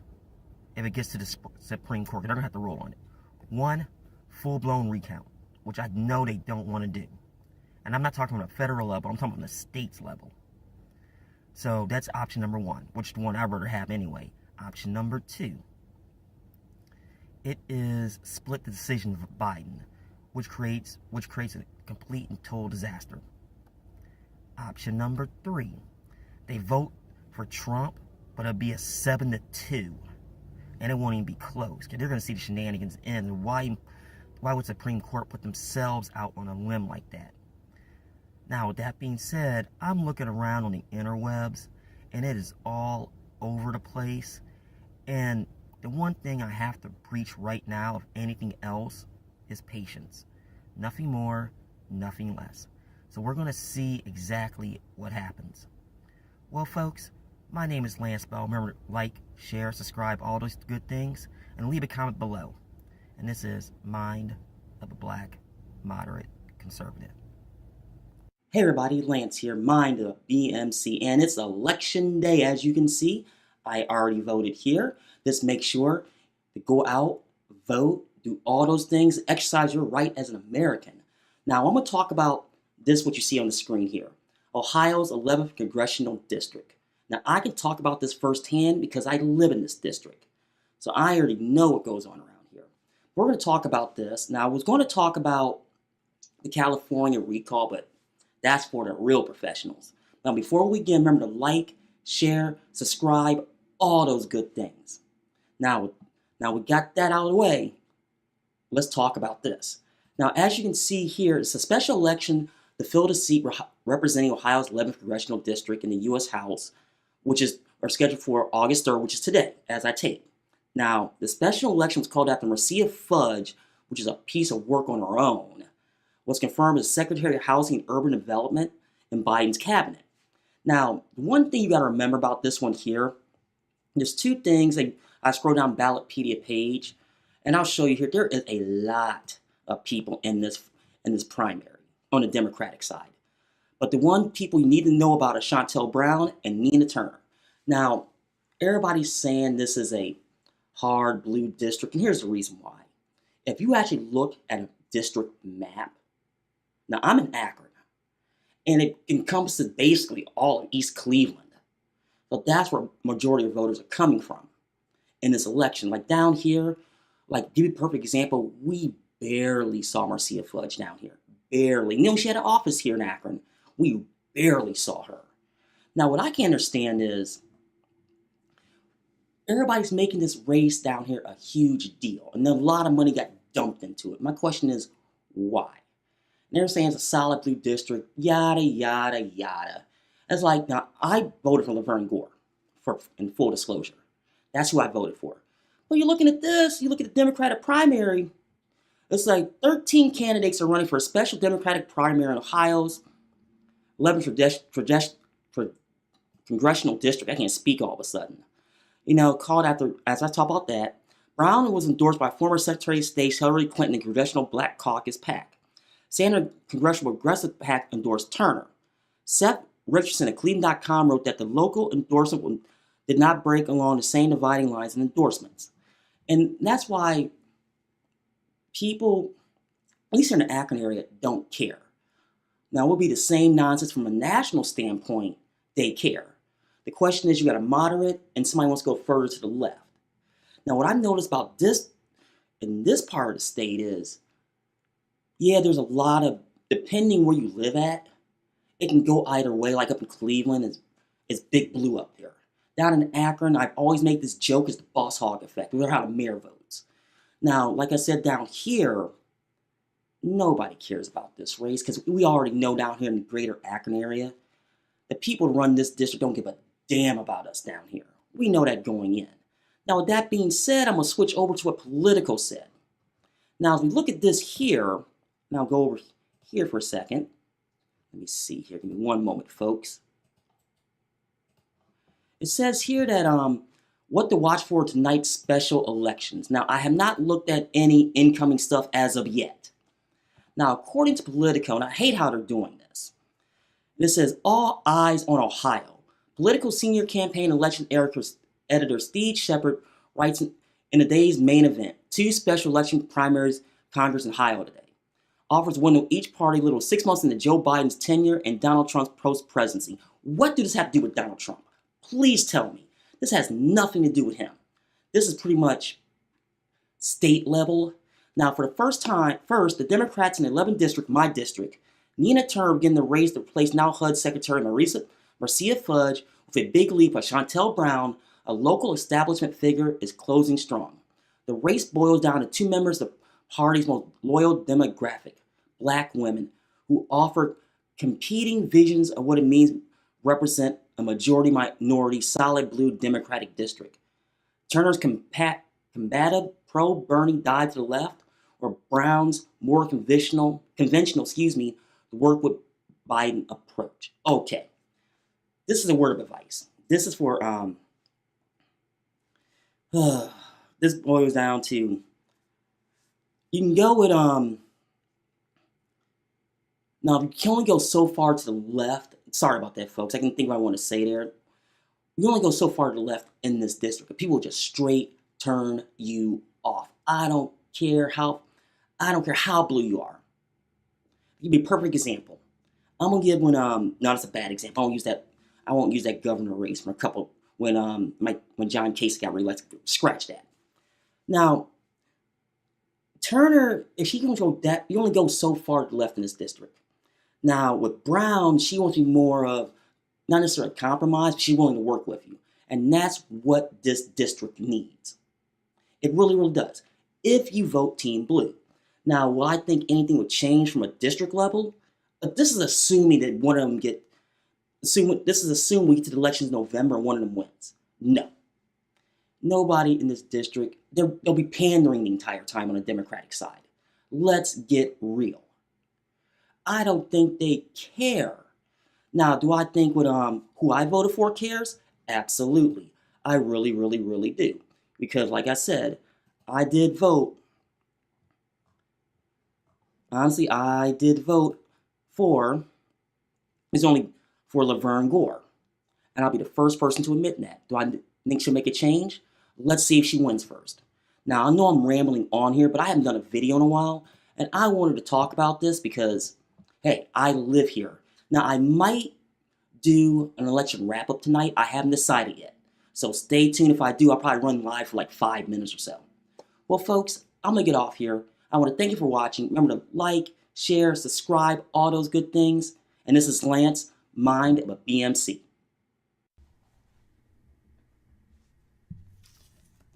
Hey everybody, Lance Bell here, Mind of a Black Moderate Conservative. Just remember to like, share, subscribe, all those good things. Now I'm on here briefly today, here in the morning, only because I'm doing a test stream. Now you can see the tweet from Sticks and Hammer 666, one of the people I actually watch on a daily basis. He says, "Dear YouTube, please not force me to stream the election on Facebook. Get your act together. Thanks for your cooperation." Now, there's a reason why I bring this up. And I scroll down. Here's exactly what I said. Now, it says here, this is me here. It says, "Why do I have this strange suspicion that YouTube, Facebook would bring the ban hammer on channels like yours for live streaming the results?" Now, there's a reason why I bring this up. And I'm being a little more quiet because the missus is asleep. A lot of this has to do to how this goes down. Now, they already said that if Trump is not going to, this is the media in general, so keep this in mind, saying that they won't call Trump the winner on all the votes. Well, if it's flip as Biden, they're going to call it immediately. Now, I'm going to say something, go out on a limb with this. This is not the most important election of all time. This is going to be the most dangerous election of all time. And I better explain. Free speech is on the line on this one. It really, really is. And this is one of those ones to where I'm thinking to myself, please don't let this happen. Because this is all about. This has nothing to do with everything going on. This is all about free speech in this election. Nothing more, nothing less. Now, in this test stream, I want to see, because everybody's complaining, there's streaming issues right now. And I'm not sure that it is. That's why I jumped on here real fast. Because I might have to lend a helping hand tonight from my end. So I might have to use my end as their base so they can't go on stream. Now, 4 years ago, I'm going to say this. I had a self-imposed media blackout 4 years ago. And I did that by choice. And this year I can't do that. I honestly can't. So we're going to see exactly what happens. Well, folks, I'm going to get off here. Like I said, this is a test stream. I'll be back on later on today when the results start rolling in and reactions of people. Remember to like, share, subscribe, all those good things. Once again, this is Lance Bell. Hello? Hello, hello, hello? Hello, this is Lance Bell. Mine is a black, moderate conservative. Running live tonight. And I don't know what the hell's going on, only because everybody's playing this close to the vest. Like, I'm on Politico right now, and it's one of those ones to where... Okay, let's see here. It's a control the Senate close to call. Presidential race. Let's see what it says first. So it's one of those ones to where you got Indiana, Kentucky, Virginia, and Florida reporting so far. Yeah. Let's get real on that one. So, and what I'm looking at right now is Biden 3 to Trump 8. Yeah. Right. It's just one of those ones to where you know and I know that is nothing going on. Now, let me see here. I'm going to, and ladies and gentlemen, just bear with me.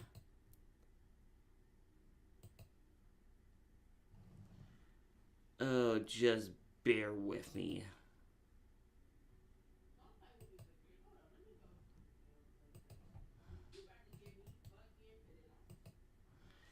Yeah, it's one of those ones to where I'm trying to get my name out there right now. You guys know how it is.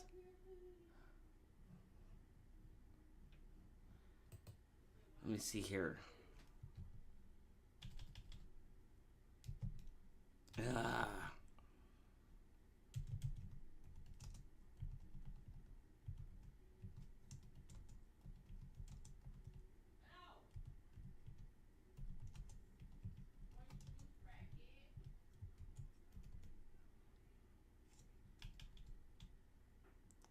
Let me stop right here. Hold on.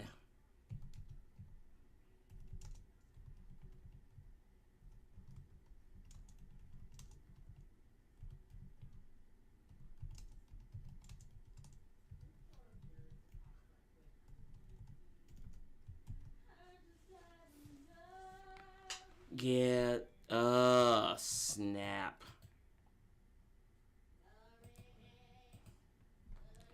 So, ladies and gentlemen, I'm going live right now, and I'm sharing it around, so bear with me.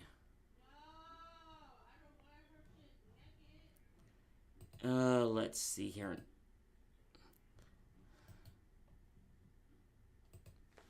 Let's see if people bite.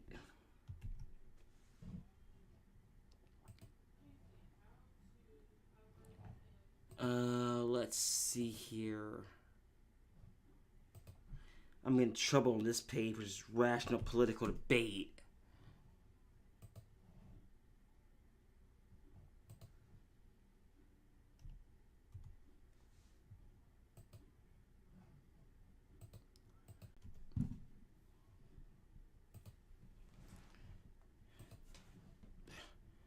Oh, so yes, ladies and gentlemen,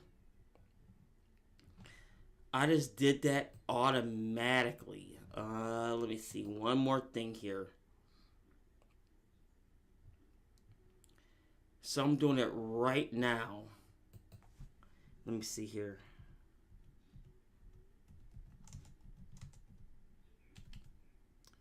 Number 2.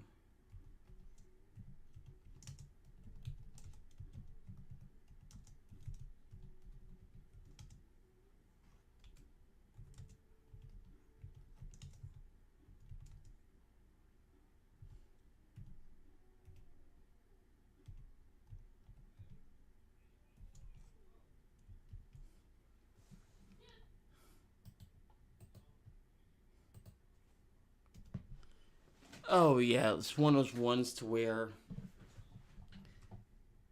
we're gonna watch what's going on around us right now. Like, I'm actually looking. Oh, good God. I'm like Politico right now. Now, ladies and gentlemen, I'm going to video capture device. We're going to go remove. Yes.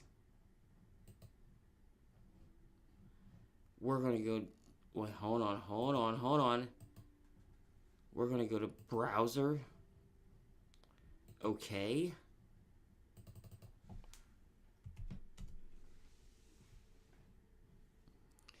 And you guys see this on the screen, so give me a minute. Let me see here. I'm going to scroll. We're going to go okay. Go to Captive 2. We're going to scroll it up.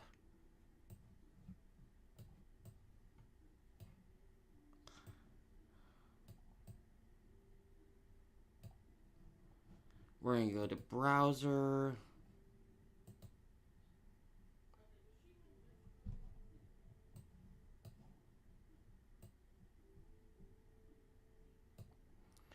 One moment, please.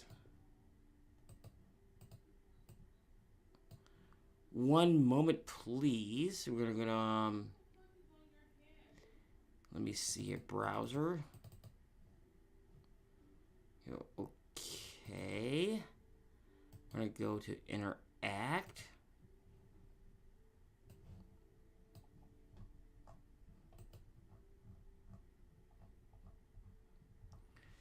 And it says one of those ones like, Americans on edge at first polls close. Now I'm looking at this article as it freezes on me.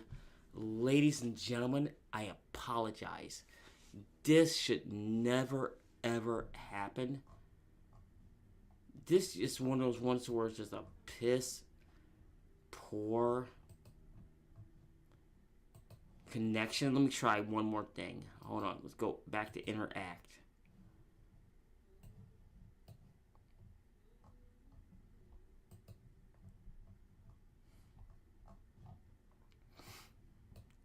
I'm sorry. It's one of those ones to where I wish I had what was going on right now.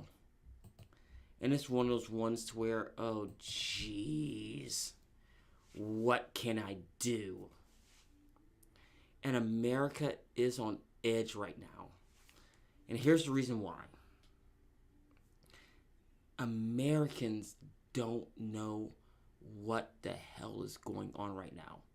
And you look what's going on here at the moment. We don't know. And I'm going to try one more time. Just to see if it's going to let me interact. And I knew it wouldn't. Thank you, OBS. Let me try something else. Let me try backing stuff out.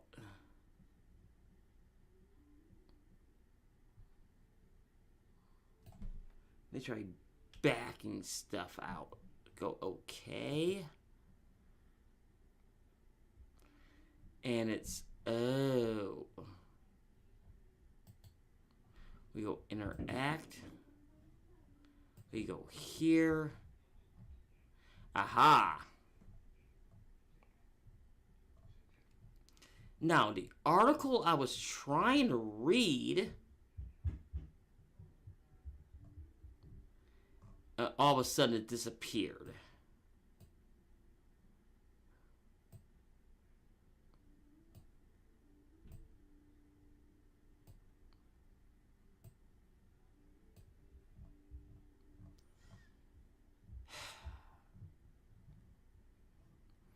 Gotta love the super slow internet connection we got right now.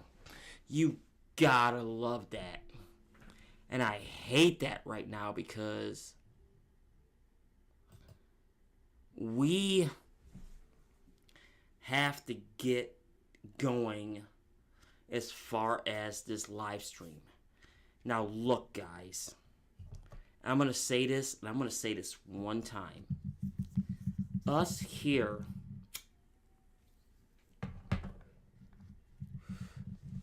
as conservatives, and most importantly black conservatives, got to rally around what is going on. Bottom line. I mean, that's what we gotta do, and that's what we have to do. The question is how we're gonna do it. I mean, we're going to exit polls now because it's 7:15 Eastern time, and I have not started to look at the precincts themselves. But I want to say this right now. Do not, and I know they're going to do this, and it's going to piss me off, start calling precincts with 5% of the votes counted. What did that do? It does a whole lot of nothing. You know it does a whole lot of nothing. Why we do a whole lot of nothing?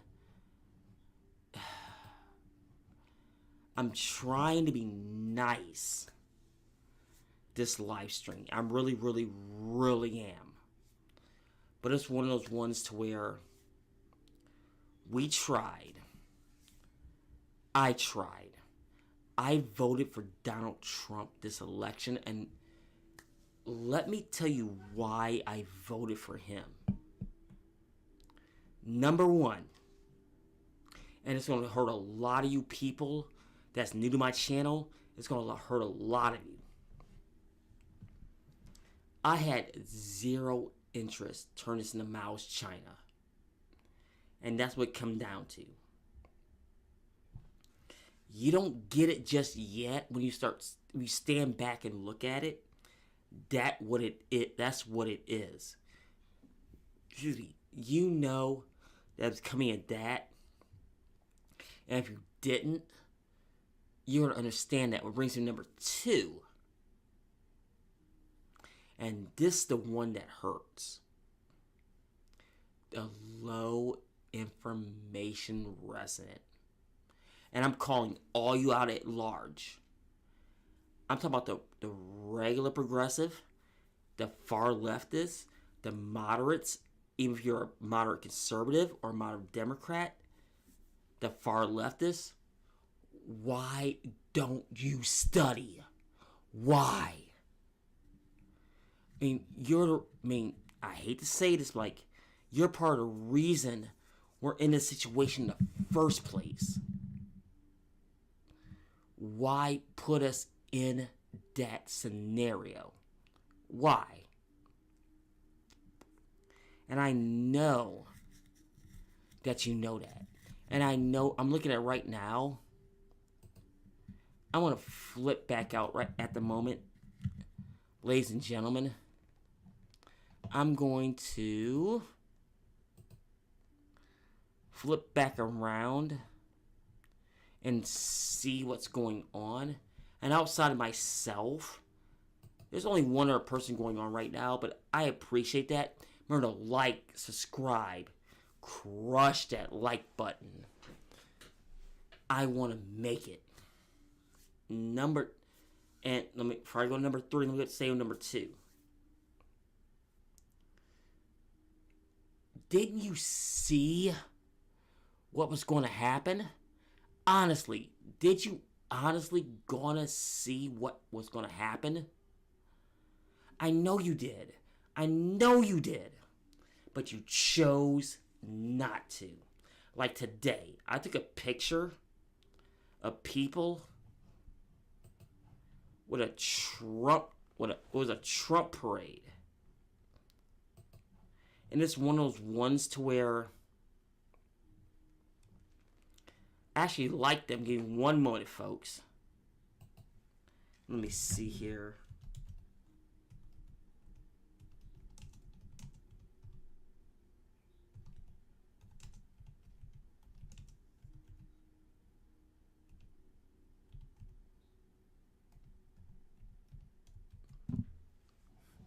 I had to put something in there real quick. So we're okay there. You guys knew. Why didn't you do anything? I don't know. Now, watching the live streams tonight, the one I'm going to be interested in is Sticks and Hammer 666. Just to see if the Spoon Clank Nation will just raid. Not raid the Young Turks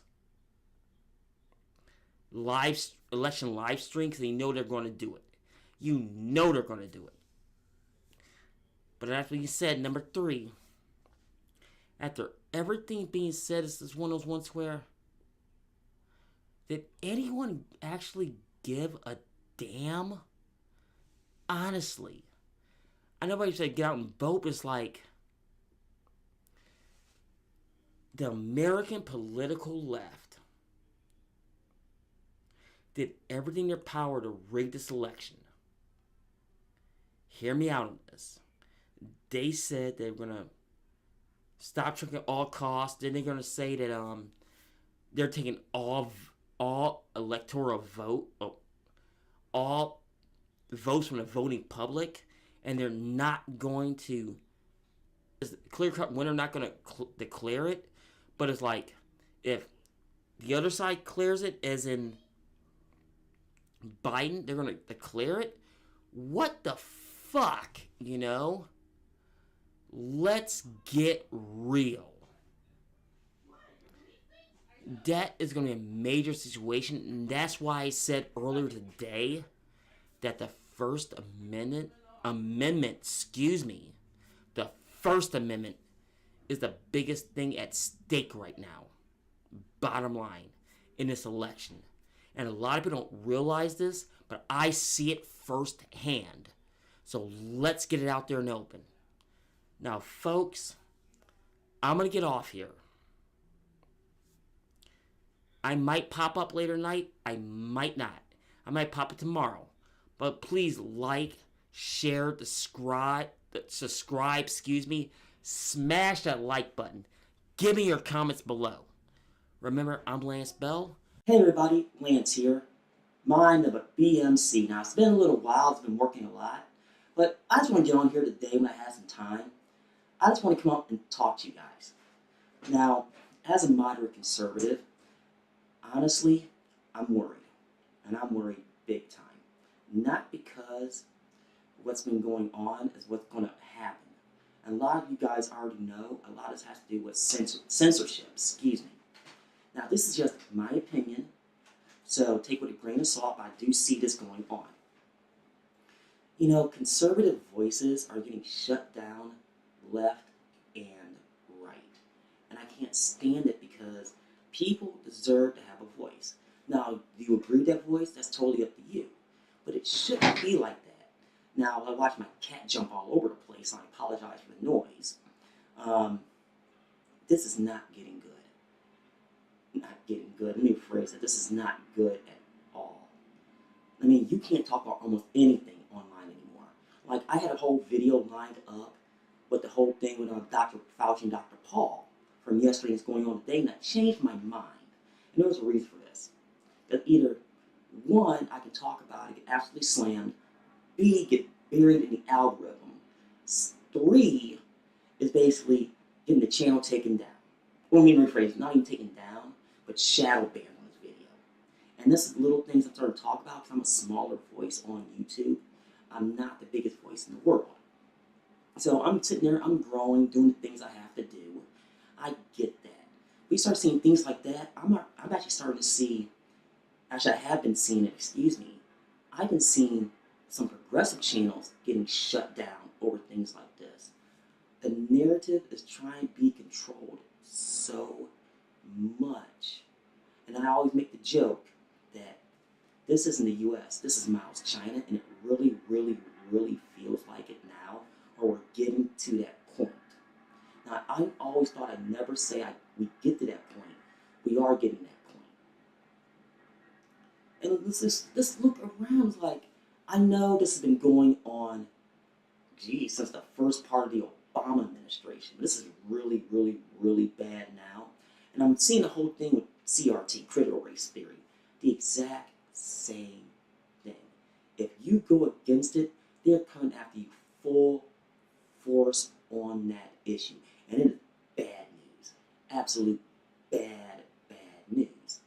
Now, should it be taught in schools? No. But that's a whole different story for a different day. I'm not going to grift on that. But it's like a lot of stuff I'm seeing in the media, which we talk about online, we can say in certain circles, those type of issues that are becoming huge issues right now. Like, give an example. Like, here on YouTube, there's a lot of stuff you can't say. And everybody knows that. No need to go about that. But my question to you folks is this. What are we going to do about it? Now, understand you have new tech. Like one of the channels I watch every day, Sticks and Hammer 666, he talks about it all the time. I just don't think that is enough. I really, really don't. Now, that's why I'm asking, what can we do? There's something we can be done, but is it getting out there in the street? Is it reforming Section 240, which I really want to happen? But you need Congress to get behind that, and I don't see that happening at all. So, please tell me what we should do. Please like, share, subscribe, and I'll see you soon. Hey everybody, Lance here. One very specific question. Did you vote? Yes? No? You are going to go out and exercise your right as an American. Hey everybody, Lance Bell here. Hey, you see it on the screen? I finally done it. I'm going to start using Subscribe Star. Now, I thought about this months ago, and I elected not to do it, but now I want to now. Now, when you go to my page, I'll have a link in the description below. You see it's still a page being built in progress, and I still need to be approved, which probably take 4 or 5 days. Now, my plan is to do a video once a week on Tuesdays, because that's my off day, and give you what I think was on my mind. Now, I do have a goal out there, 2,000. I do need some new equipment for what I'm doing, which is obviously a camera and a new computer.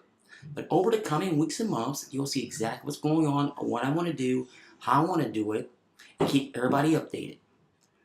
Well, that's it. This is Lance here, and you're receiving more updates soon. Hey everybody, it's Lance, the B.M.C. here. I got a video coming up on not being marginalized. So stay tuned, like, share, subscribe, all those good things. Hey everybody, Lance here, mind of a B.M.C. Now, I don't use Occupy Democrats very often, because let's get real. They are trash class disasters. No doubt about it. And they don't care about the Democratic cause. I know for a fact they don't. But I saw this morning, and the reason why I'm bringing this up is the day's my birthday. I thought I was going to enjoy it. The very first thing I see on Facebook, checking how many people told me happy birthday, is this. It was one of the political sites I'm on.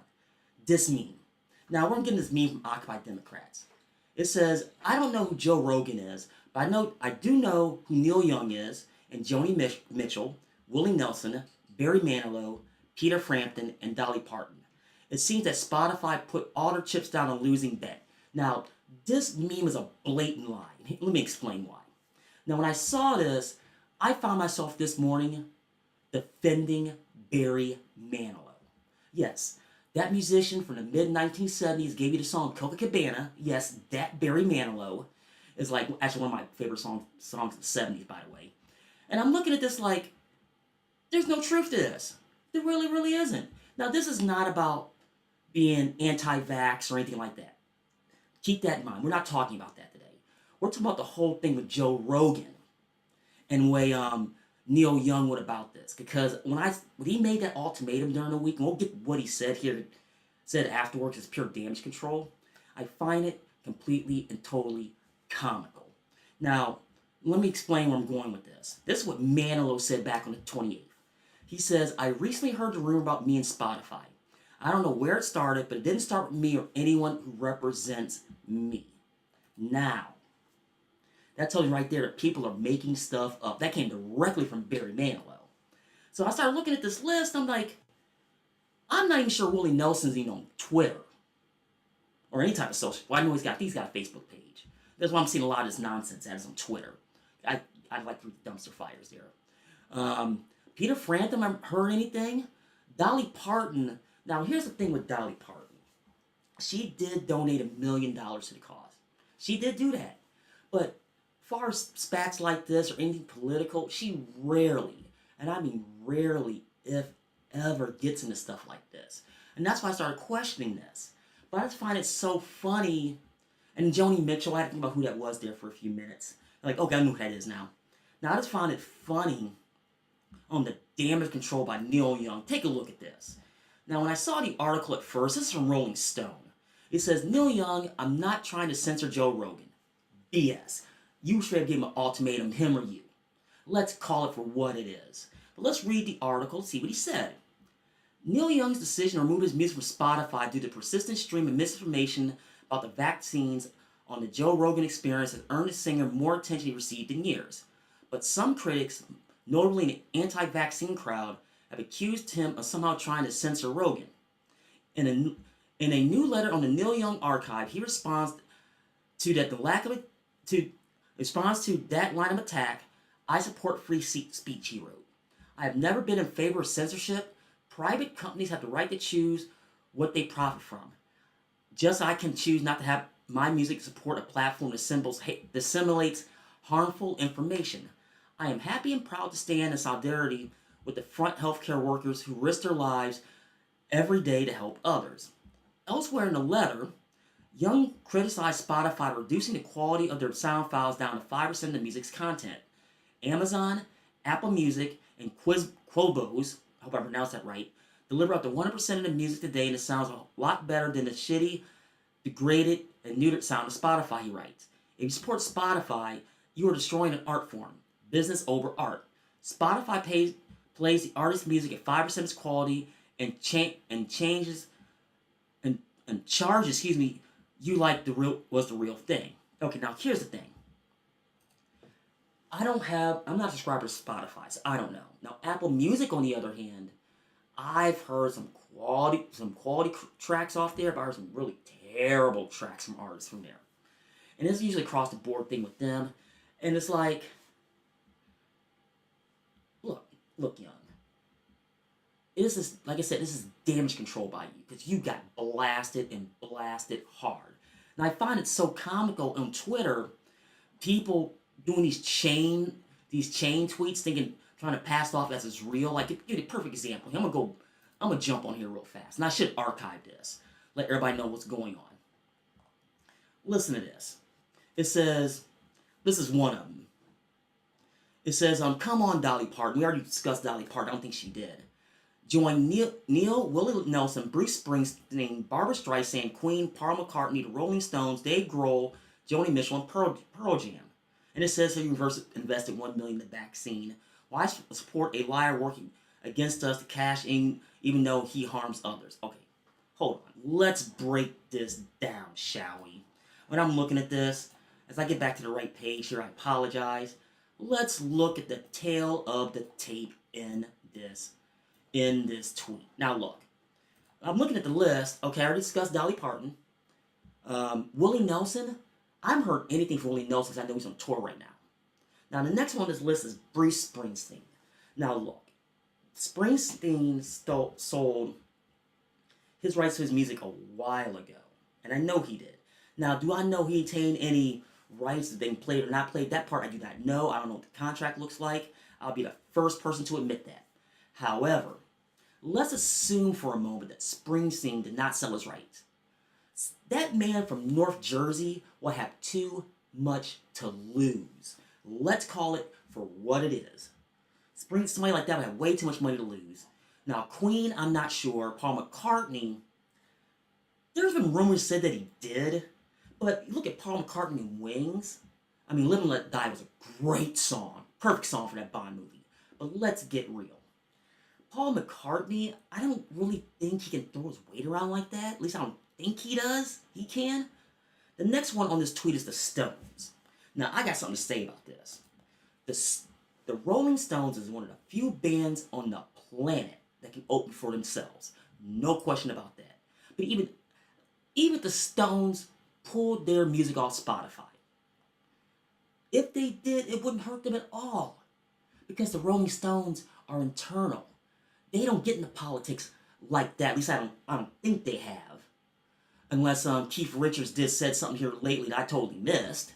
Then it says, let's see here, say Grohl, okay, Joni Mitchell we talked about, Pearl Jam. Okay.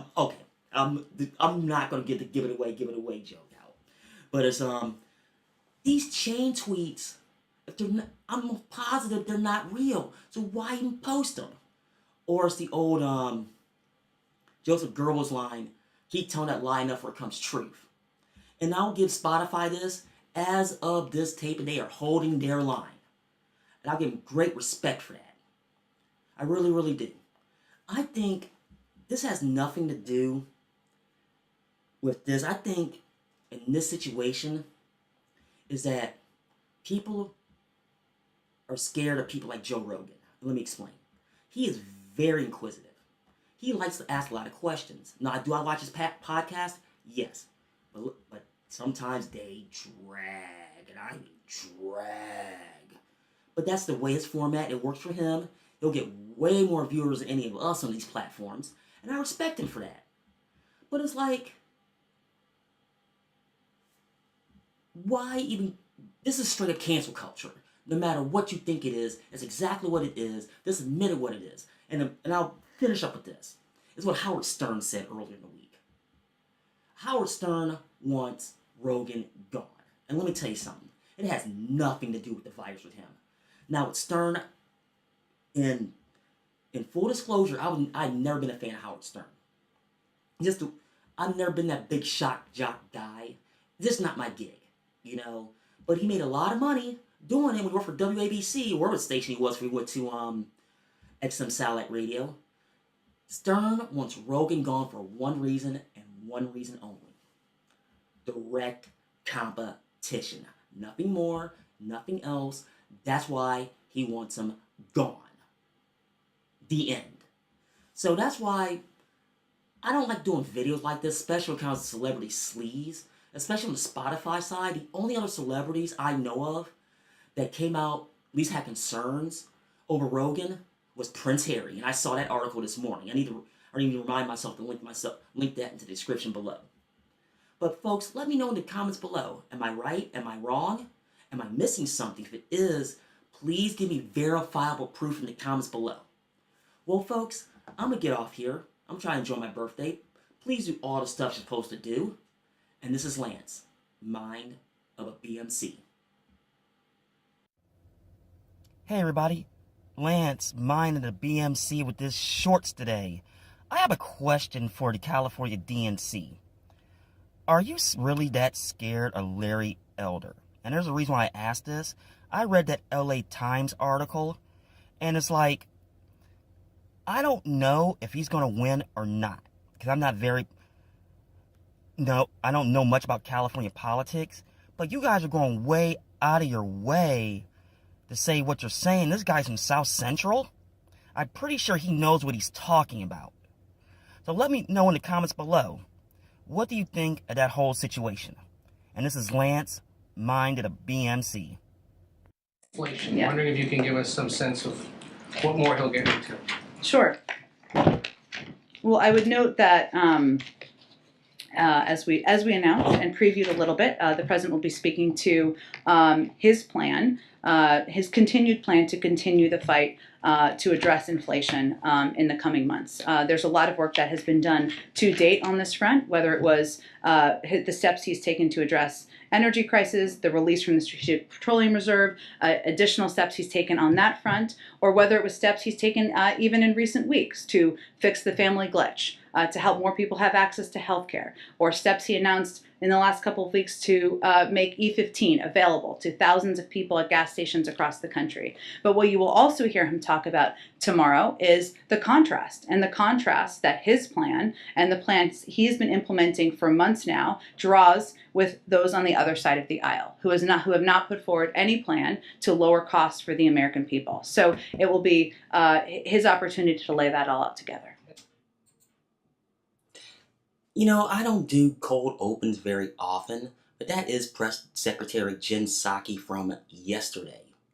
Now, the reason I'm playing this video directly from the White House is it's all about the economy. Now, she talked about what am I saying here? Biden's economic plan that was released today. Now, I did watch it. It was a bunch of blame game BS. We're not here to talk about that because, after all, it is the economy stupid.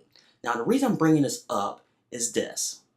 Now, this is from Gas Buddy as of this morning. This is my hometown, Akron, Ohio.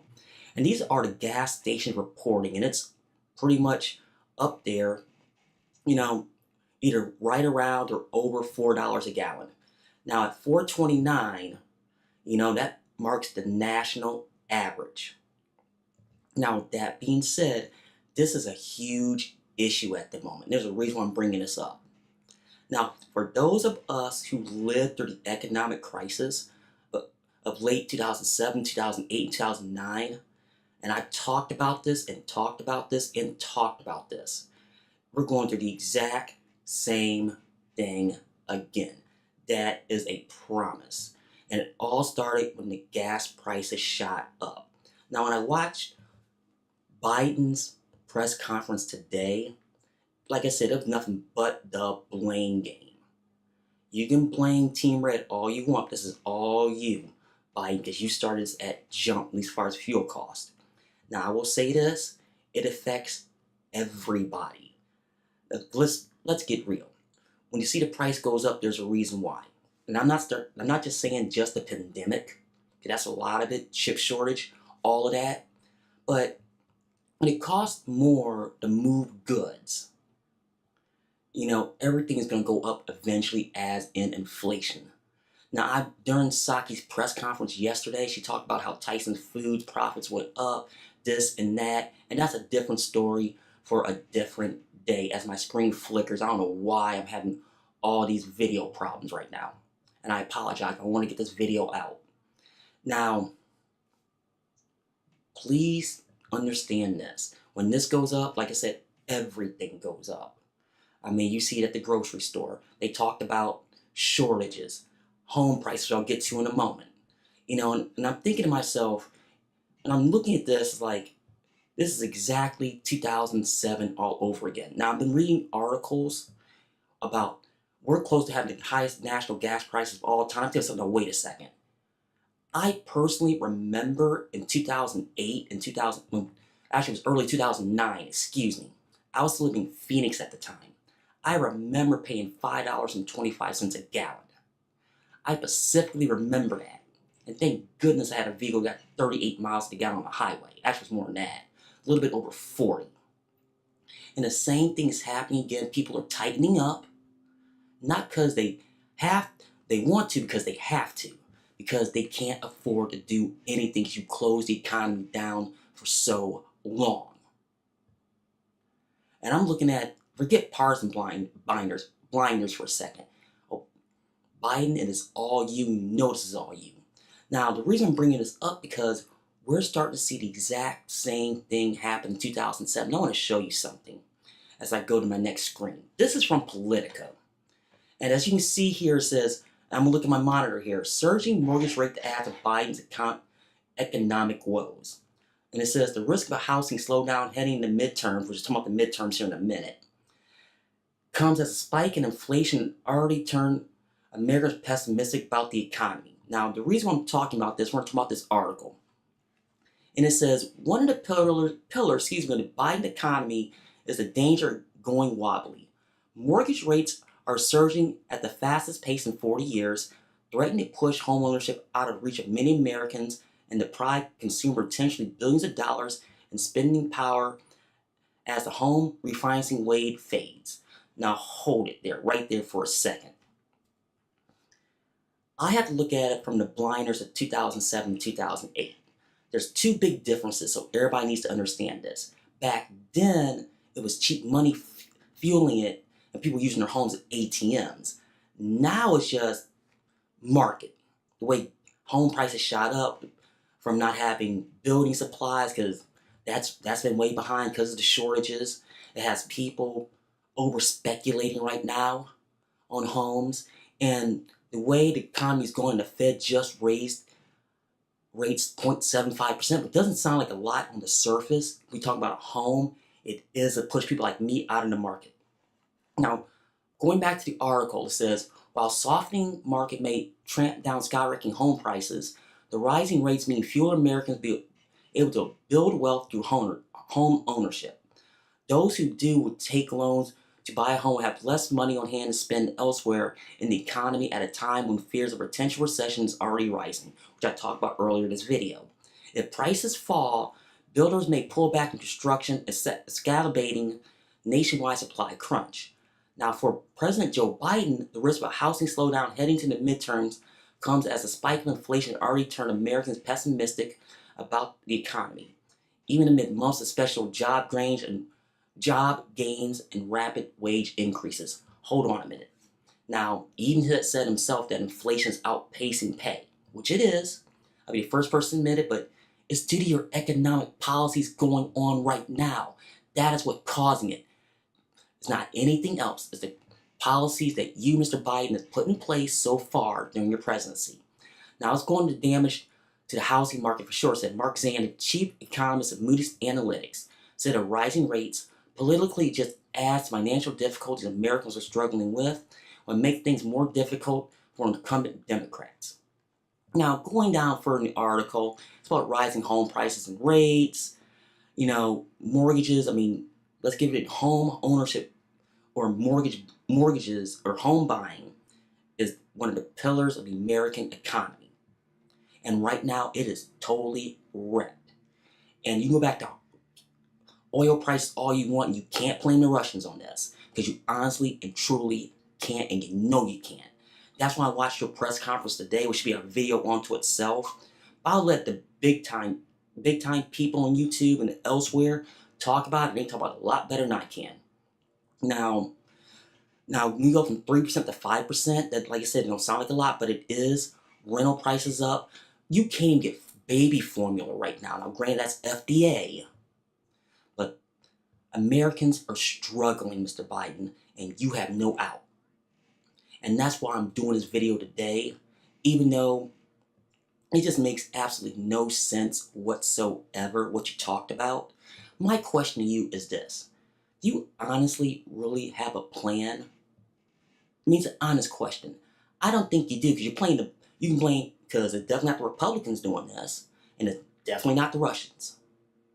My question to you is, what are you going to do about it? An all honest question. Now, you can say tax all you want. That's not the way out. And it's from those tax and spends, and it's one of those ones to where, as my thing goes out right now, and I apologize like it always does, and it makes me really, really, really annoyed that you're actually doing it this way. Now, let me know in the comments below what we should do. Now, you can say open back up Keystone or stuff in South Dakota. Honestly, when you're talking about oil, there's a lag. Always has been, always will be. You can't do anything about it. It's going to take at least 2 months for that to get going. Now, do you have any better ideas as I'm doing this video? I'm open to anything outside of starting a war, because a war economy is not going to bail us out. Now, are you stalling out to the midterms? I hope you're not, because that's not the way to do it. Now, I'm just trying to think of anything else. Give me anything on what to do. Now, do I have ideas? Sure, but I'm small time. But you're looking at, with the economy going on right now, it really doesn't help that you're not really doing anything to help the American public. Now, I'm going to get off here and stop rambling. Please, like, share, subscribe, all those good things. And keep in mind, this is Lance, mind of a black, moderate, conservative. Hey everybody, Lance here, mind of a B.M.C. and this nice little YouTube shorts. Up next, later today, we're talking Joe Rogan and Howard Stern and Cenk Uygur of the Young Turks. Yeah, that's a weird combination to talk about. Now, I'm going to keep it short. It's a little bit shorter video, but I'm going to give you the heads up. Remember to like, share, and subscribe, and stay tuned for Lance, mind of a B.M.C. Hey everybody, Lance here, mind of a B.M.C. on this shorts video. Now, I got one thing to say. It's not fire Fauci, it's arrest Fauci. Why? I'm saying this, forget politics for a moment. I am saying this as an animal lover. You don't do that. Period. The end. I know there's a lot of people out there who agrees with me. So keep that in mind. Hey everybody, Lance Bell here, mind of a black, moderate, conservative. It's been a little while, but I saw this last night and I gotta talk about it. It's the old Kanye West running for president. Now, here's the deal. People who've known for a long time knows I've never been a big fan of Kanye West music. Now, aren't you kind of late to jump into the game? I mean, you should have filed with the can't even think of it already. The Federal Election Commission a long time ago. We're going to do this, if this is true, and I'll get to that in a moment. Now, I got the article from Politico pulled up right now, and I'm going to read this. It says, Kanye West tweeted Saturday night he wants to run for president in 2020. 4 months before the election, apparently without having filed the Federal Election Commission or created a campaign committee. Now, here's what he wrote. We must now realize the promise of America by trusting God, unifying vision, and building our future.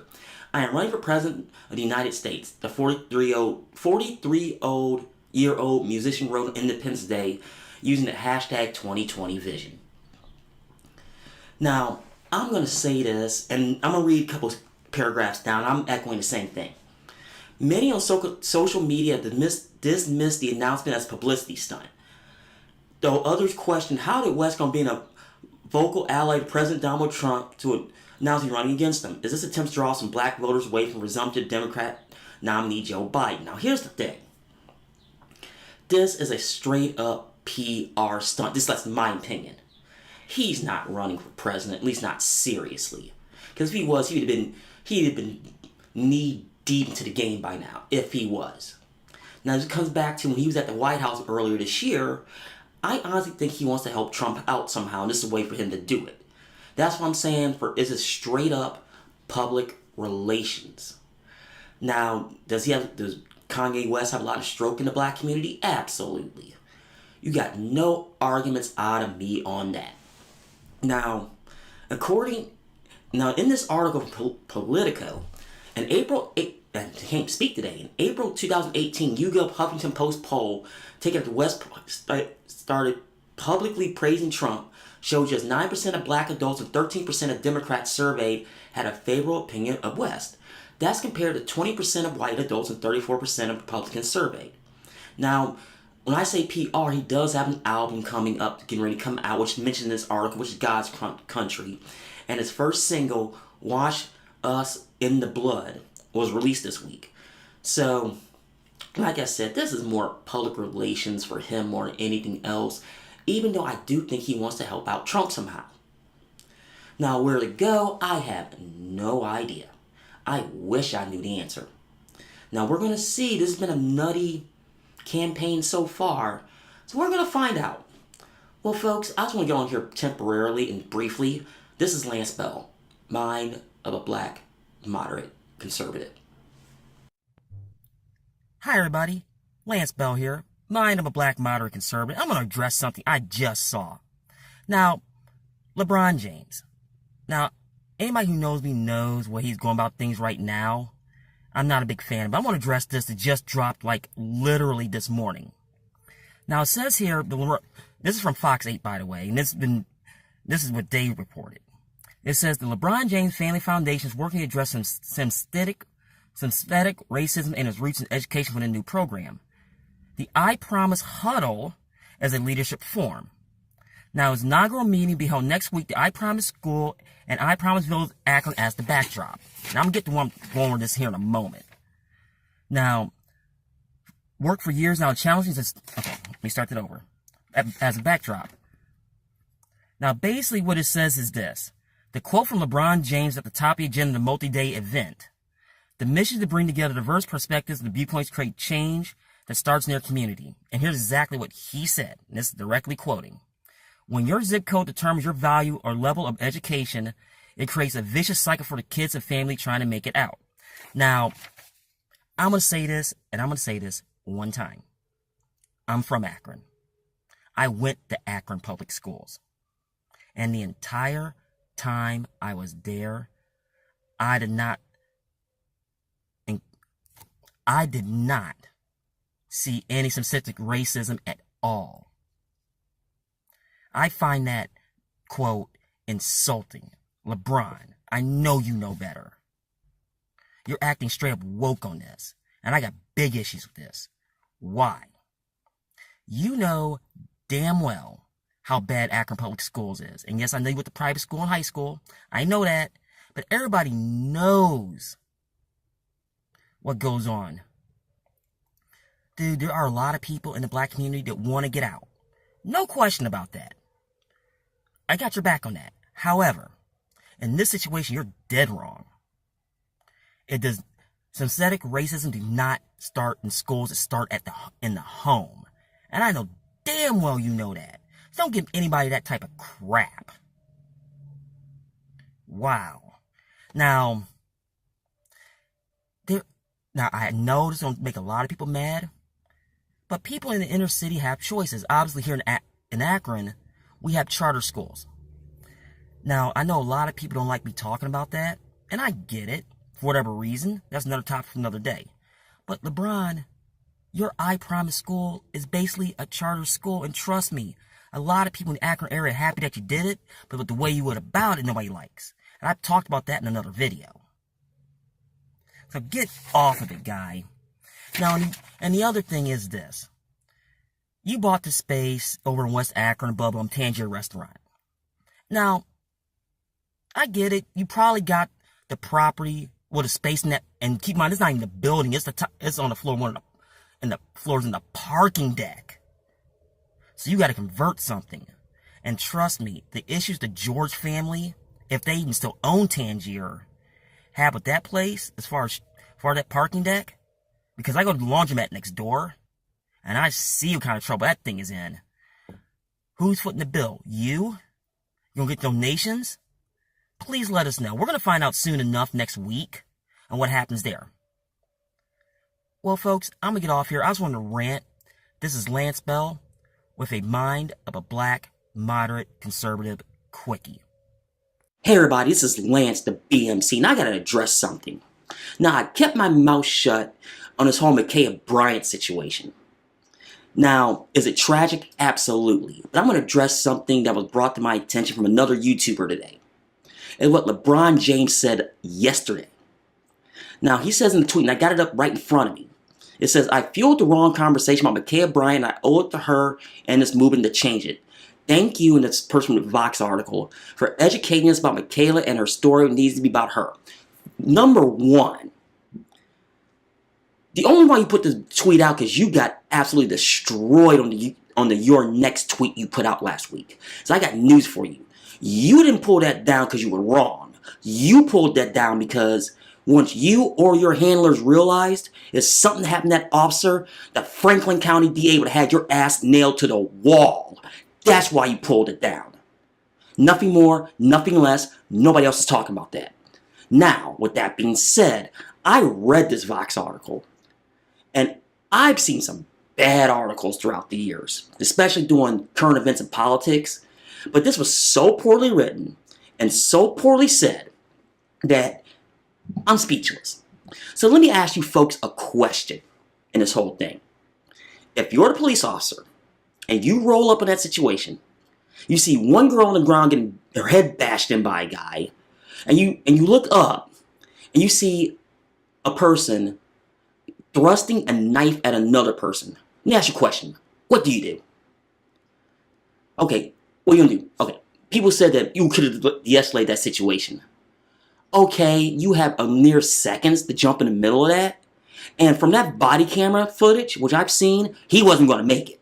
Let's get that right off the rip right now. That officer was not going to make it to get in the middle of that. And even if he did, he would have been stabbed. Now you have somebody trying to kill a cop. Now let me tell you something, and this is a bad reality for some of you people. If she would have killed that cop, she would have been shot on sight. I'm sorry, she would have been by the other police officers that were there. Now, let's say that the cop did nothing. Now some of you out there are the exact same fucking people who have said like, well, this white officer let two black people kill each other. We got to do something about that. Pick. Which one do you want? Pick one. Because you're not going to have both. You can't have it both ways in this situation. Now, I heard some people say, oh, she shot in her leg. What is this, a flippin' movie? Let's say okay, I'm going to be fair. Let's say this police officer in question was a complete sharpshooter. Shot her in the shoulder. No, is there any guarantee she ambidextrous? We don't know that. Shot in the right shoulder, she'd have stabbed in the with the left hand. Oh, this thing just so pisses me off today. Now, there's a lot of factors going into this, and that's why I'm all fired up today. I'm not very moderate today. Not back to LeBron James. Let me tell you something, James. The only reason you're saying this now, you're trying to gaslight your way out of a situation that you can't get out of because you're getting absolutely destroyed by a lot of people across all political stripes in this. Let's just call it what it is. And if you really fucking cared, you would have said something about here. Now, I live in Akron. If you really cared about black on black violence, because I know you don't, you would have said something about that guy that got shot in the corner of Market and Bookdale, which is literally a mile and a half from my apartment. You would have said somebody got shot in broad daylight in the corner, got shot in broad daylight in his car. You would have said something about that. And you didn't say a damn thing. And all the violence in this town over the weekend, that's just the cream of it. You know, you can't even talk about your own community. You are doing this because of politically expedient, excuse me. And let me tell you something. I got some sound advice for you, Mr. James. Some very sound advice. Stay in your fucking lane. Because, hey, you're a great athlete, don't get me wrong. I always tell the story about when you were in high school, you dunked on my brother at Perkins Park. You know, great athlete, no problems with you as far as that. However, you don't know jack squat about politics and current events, because you don't. Come live in my shoes or somebody else's shoes, because you'll know exactly what it's all about. Trust me on that. Because, let me tell you something, buddy. You made it off Spring Hill. But it sounds like you need to go back over there with no money, no fame, no friends, no nothing. Jump on Akron Metro, go to work every day, and then come talk to me. Because it just makes me so mad when I see tweets like this where you're totally tone deaf. Because you're holed up in that mansion in Los Angeles and have no fucking clue what the hell's going on. Well, folks, I'm going to get off here on one of the most heated conversations I have with you folks. My name is Lance, the Black Moderate Conservative. Hey everybody, it's Lance Bell, the B.M.C. Now I pulled this tweet up from Gothics. Now Vanessa, I gotta go to the well again, but this kind of irked me. I want to talk about this a little bit in this quickie today. And the tweet says, I heard other black creators claim they're part of a marginalized group. It's hard for black creators to see success, only white creators get opportunities. And she also goes on and says, you know how many times these same folks ask me for advice? 0. And I can't read that last part because YouTube will be YouTube and launch me off the platform. Now, I'm doing this video today because it just irks me.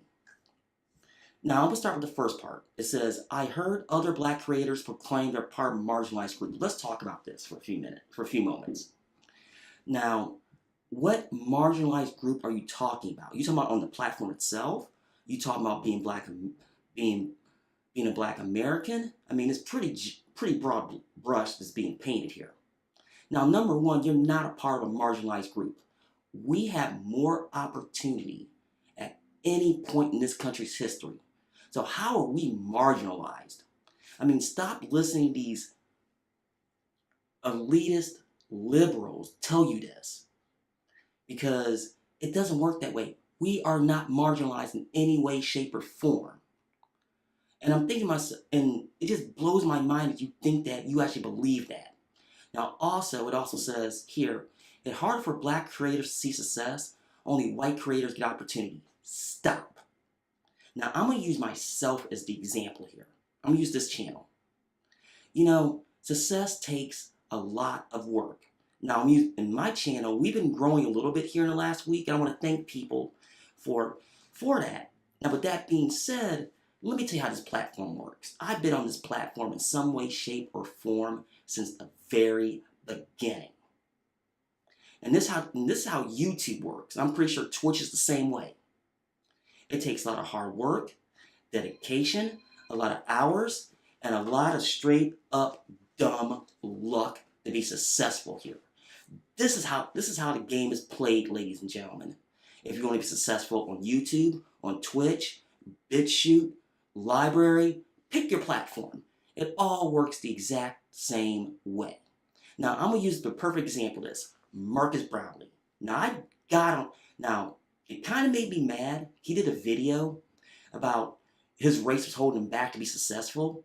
And back then, when he first started, it was all about his age. It had nothing to do with race.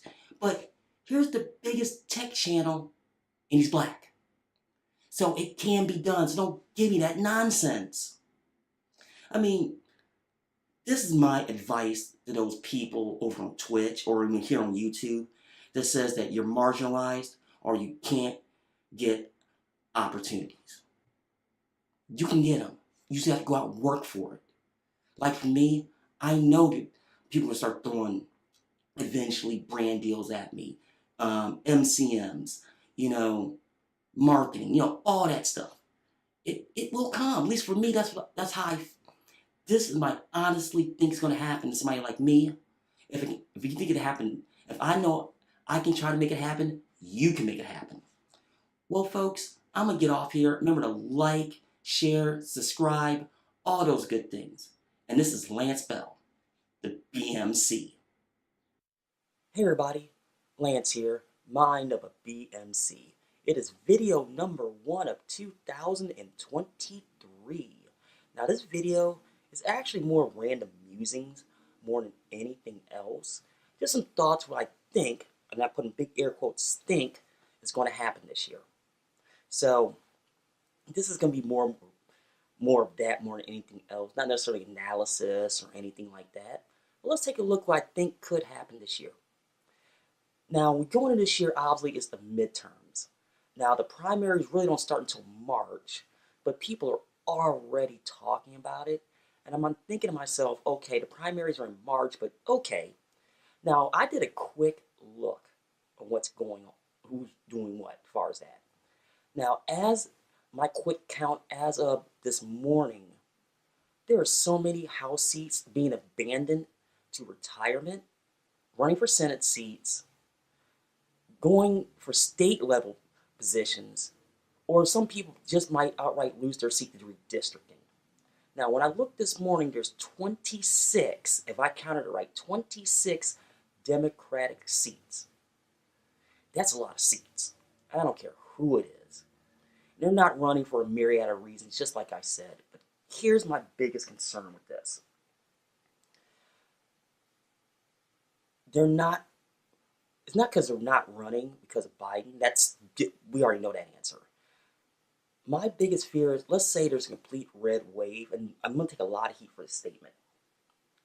That pendulum is going to swing so far that I think something bad might happen. Now, this is assuming Republicans win every single seat. And And who knows that's going to happen. Now, people, when I'm watching people online and on the interwebs now, as I look over my screen, I'm watching a lot of people saying, oh, we don't want Trump populist, blah, blah, blah, blah, blah. It has nothing to do with that. Folks, completely and totally understand that. It has nothing to do with voting in Trump populist. It comes down to two words, power and fear, and I better explain. Right now, the way you got it set up, progressives have all the power. What that power means, they can control the narrative. Bottom line, that's what this is all about. It has nothing to do with voting Trump populist, and it's about power and control. Let's call it for what it is.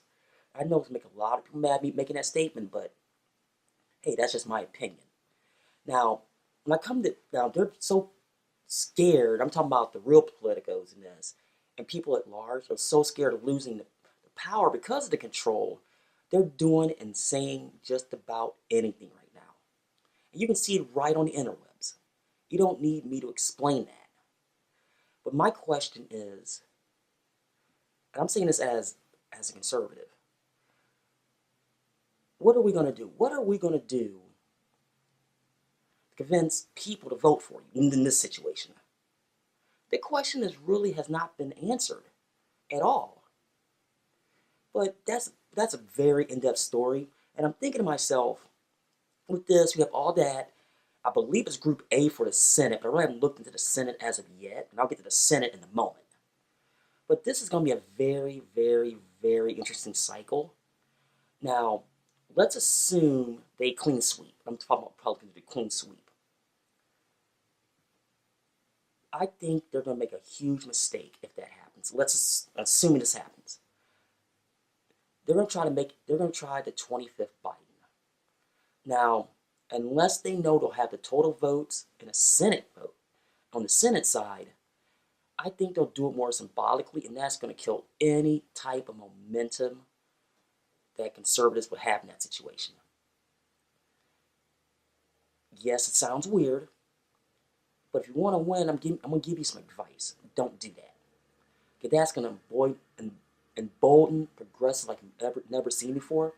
Now, do I think from a presidential level, will he survive the end of this year? And I mean, as far as being the president, not dying. Let me make sure I'm pointedly clear. I'm talking about being in office by the end of this year.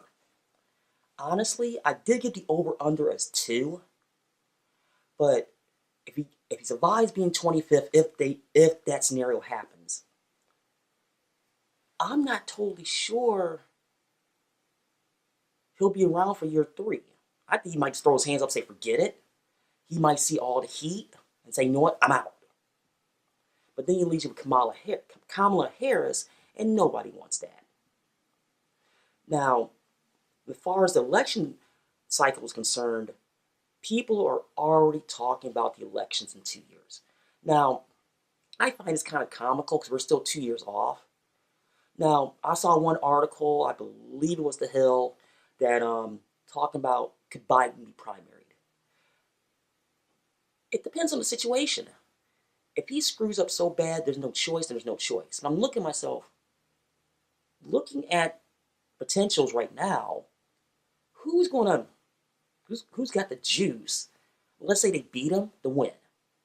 I'm looking right down the list, there's nobody there. Now, on the Republican side, there's been a lot of talk about this. And I wanted to bring this up as a side note. I saw one of the worst, okay, wasn't bad. I saw one of the biggest political levelers I ever saw over the weekend. And it was an article about getting Mike Pence to run for president. And I'm thinking to myself, I said this years ago on my other channel, my TRD Politics channel. Putting him in that position is an automatic loss. Because let me tell you why. Nobody wants that Evangel Khan. Nobody. Then the usual suspects came up like Ted Cruz, people like that. And I'm thinking to myself, let's get through the midterms first. Then we'll talk about that. Now, moving on off politics a little bit, at least from an election standpoint. The next big thing is the voting rights bill. Now, I honestly believe it would have passed by now if the filibuster wasn't tied to it. Because people, progressives, want to get rid of the filibuster because, like I said earlier, they have all the power and the control right now. But what if that pendulum swings in the opposite direction is not there? The filibuster is there for a reason. You have to understand that. Now, the voting rights bill, now, here's what makes me mad. They're going to try to do this vote either on or before Martin Luther King Day. That was done for nothing but optics, and optics alone.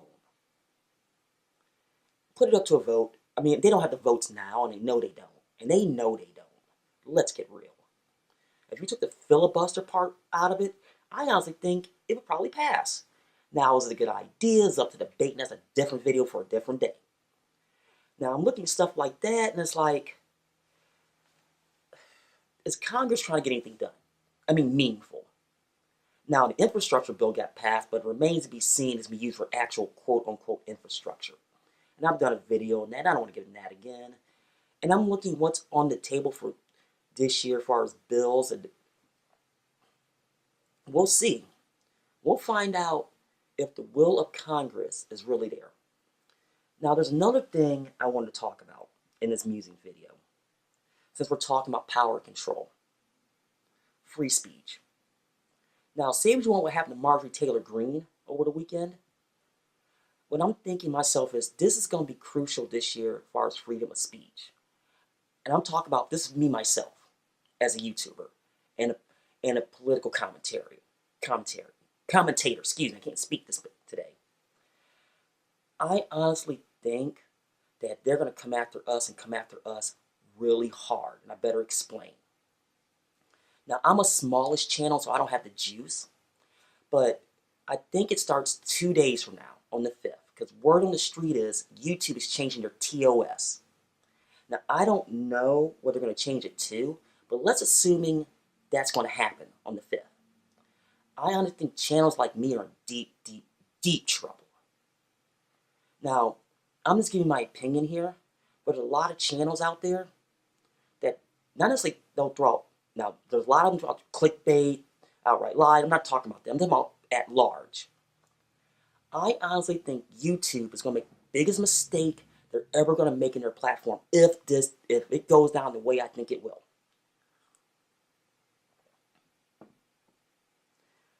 YouTube as a platform is going to go out of their way to discredit every single one of us.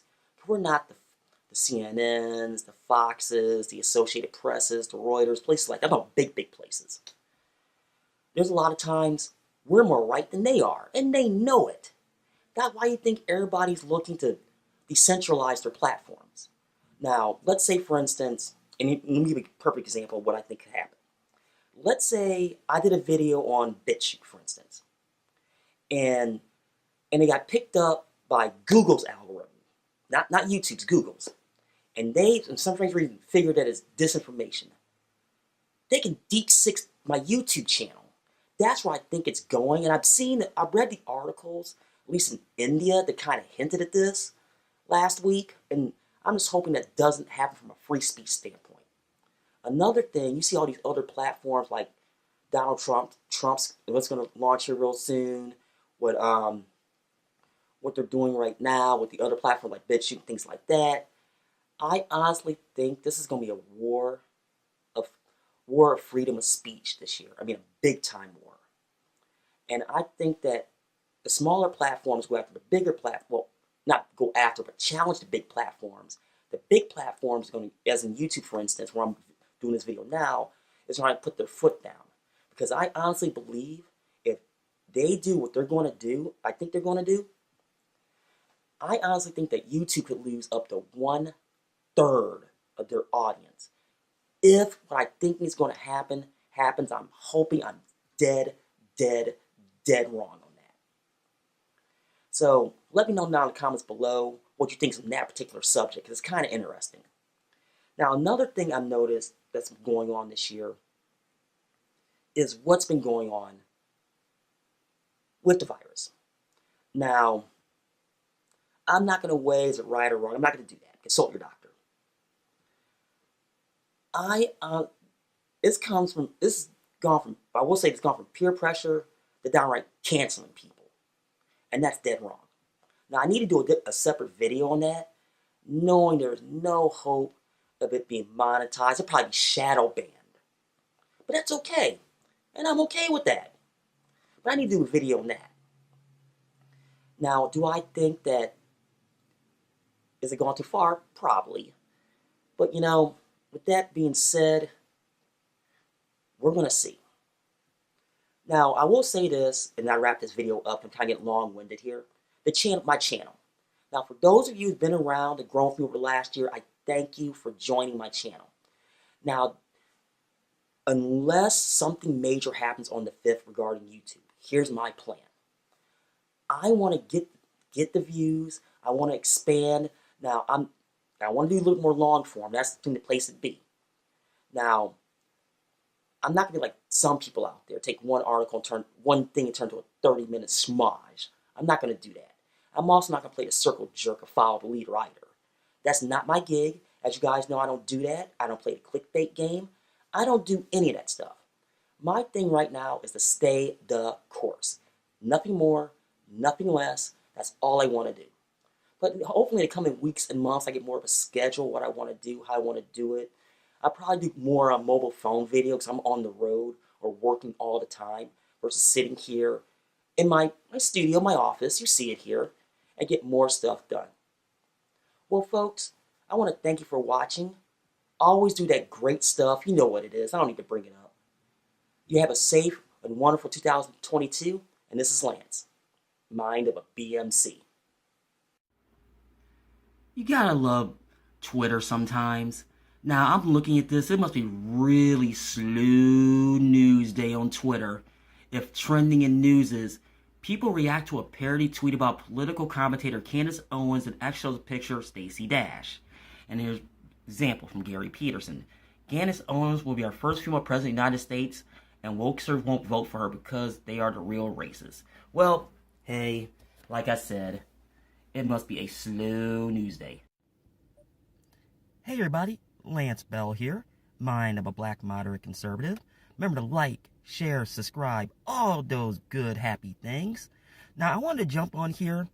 First of all, I hope everybody had a wonderful and safe Christmas, and same for a wonderful and safe New Year coming up here in the next 4 or 5 days. Now, I want to get on here today because I want to talk about my channel and what my plans are for next year. Now, I want to say a whole and happy thank you to all you to subscribe this year. Now, my channel only jumped 50 subscribers, but it's a start. And the way YouTube is set up, I completely understand. You know, we all want to get that play button, but it's all a process. Now, as far as this year also, I had quite a few views. I had one video get over 1,000. I actually had two, actually, if I remember correctly. I'm actually on my cell phone, obviously. And I want to get to a point where I'm getting right around 25 to 50,000 views per video. And I think I can get there next year. But this all assumes that YouTube themselves don't screw it up after January the 20th. Now, speaking of which rolls into next year. Now, I want to get exponential growth. Now, I thought about it. Now, I know that there's alt tech out there. I know there's BitChute. Every now and then I'll upload to there, but I need to start doing that more and branching out more. Now, I see the big move to Rumble. You know, they've been around for a while. I mean, I knew who they were. I just never used them. I really looked at it. And doing that more, posting more on Parler, Twitter, Facebook, you know, those type of places. So there's a lot of things I want to do next year to help grow the channel. Now, I'll be, in all honesty, I don't know what YouTube's algorithm is going to do next year. Now, I know there's channels out there now that games it. Now, I'm not trying to do that, but I do get back in that long form like it was my original channel, TRD Politics. And I really want to start doing that, but I really didn't have a form factor. Now, some people like me just doing audio. Now, some people like me pulling up the screen and reading the news. Some people like me being on there just giving my opinion. So it's more of a hodgepodge of things I want to do. It all depends on what I feel like during the day. Now, one thing I do need to do is to upload more. Now, normally, as long as something big is going on or something major is going on outside the election, I intentionally have not done any videos on that because I want the dust settle first. I need to start uploading more. I mean, like more like once a week. I wish I can do every day, but I'm not gonna do like one YouTuber does, and that is straight up content farm. I'm not gonna do it. I'm totally against it. Now, with that being said, I think I can do a 15 to 20 minute video once a week. I think I can have good thumbnails, good good tags in it. You know, that stuff being a normal, regular, growing YouTuber. I mean, it's not hard to do. I just got to do it. Also, I was also thinking about, and I know there's a lot of people's going to yell at me for this, taking sponsorships. Now, I'm not gonna do it to a way where I'm gonna sell out. Let's get that totally straight right now. I will not sell out for anybody. Now, with that being said, I'm talking about small ones like coffee, tea. I might do one I might announce next week. I'm really on the fence about it. So it all really depends. Another thing I want to do is, and I really want to do this full time. Now, obviously, that's going to require growing big, getting donations, monetized, all that good stuff. So it all really depends how I'm going to do it. And hopefully, I have a plan. I just got to execute the plan. So there's a lot of things I want to do as of next year. As things is, I just got to do it. Now, hopefully, and I hate to say this, YouTube doesn't go after conservatives in general. Because let's be real. I'm a small fish. Let me rephrase that. I'm a minnow in a small pond. I mean, you look at the big players, at least as far as black conservatives, I'm really, really small, and I'm subscribed to a lot of them. But hopefully one day I'll get to that level. It all takes time, perseverance, hard work. But the way I'm going to do it is the long road. So we're going to get this done. Now, I'm trying to think, would it be good for you? Let me ask you guys this question. And you leave the answers down in the comments below. What should I do as far as next year? Now, I want to do collabs, interviews. I'm open to be interviewed, obviously. That's going to be all about scheduling at that point. But what say you? What should I do? Let me know in the comments below. Well, folks, I want to get off here. This is more of my plans for next year. Now, remember, like, share, subscribe, all those good things. Once again, this is Lance Bell, Mind of a Black Moderate Conservative. Hey everybody, Lance here, Mind of a B.M.C. I want to thank everybody who watched my 2 videos yesterday. And I have another video incoming for you today. I'm working on it right now, and hopefully it goes well, and I hope you enjoy it. Just remember to like, share, subscribe, all those good things. And this is Lance, Mind of a B.M.C. Alright guys, I'm on here. I gotta address something today. Now, last week we had all this cancel culture nonsense. And I'm talking specifically about Dr. Seuss, Pepe Le Pew, and Mr. Potato Head. Now, I'm going to try to keep this video as short as possible, only because I am not trying to turn this to a 35-minute rant, because I could. Now, I'm going to take these in order and give my thoughts. Number 1, Dr. Seuss. Okay.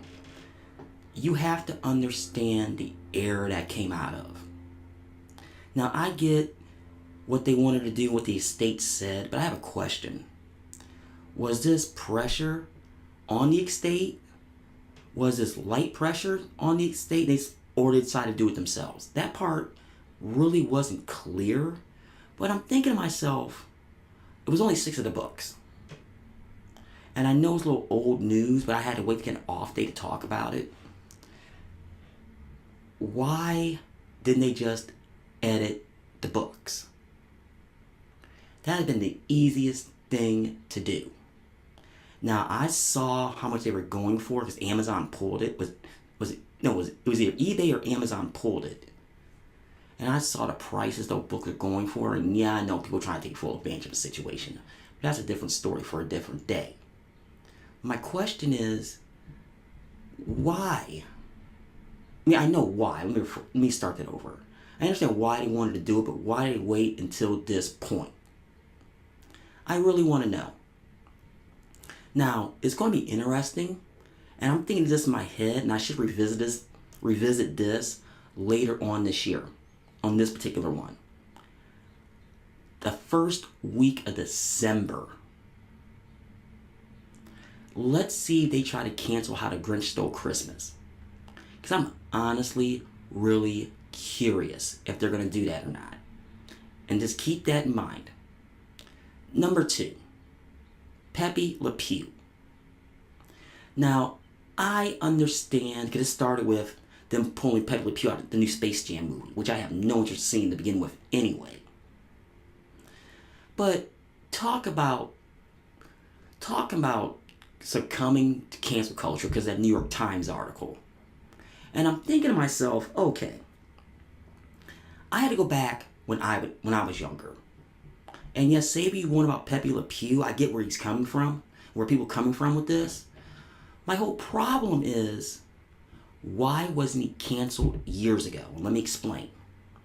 I remember 20 years ago, and I brought this up, I remember when Ted Turner himself canceled Speedy Gonzalez off all his networks under the same premise. If it wasn't done, why was he canceled? Why did Warner Brothers in this case take the same stance then on Speedy Gonzalez? It was social on Nickelodeon and ABC. And Pepe Le Pew, and in all honesty, you can go after any of the Looney Tunes. Let's be real, Warner Brothers wouldn't even have an animation division if that was the case. And that includes Batman. So keep that in mind. It's just, I understand where they're coming from, but it's just cancel culture at its finest, and don't tell me it doesn't exist, because it does. Number 3, Mr. Potato Head.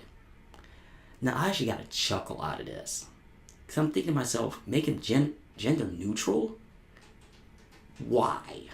My question and all that was, why? And it makes no sense. I get why they were doing it, but there's no need to. And let's be real. The precedent was set 33 years ago, or 33, 34 years ago, Mr. Potato Head. And I better explain this. For all you old timers like me, especially the ladies be watching this video, the 1980s version of My Little Pony. And there's a reason why I'm bringing that cartoon up in this context.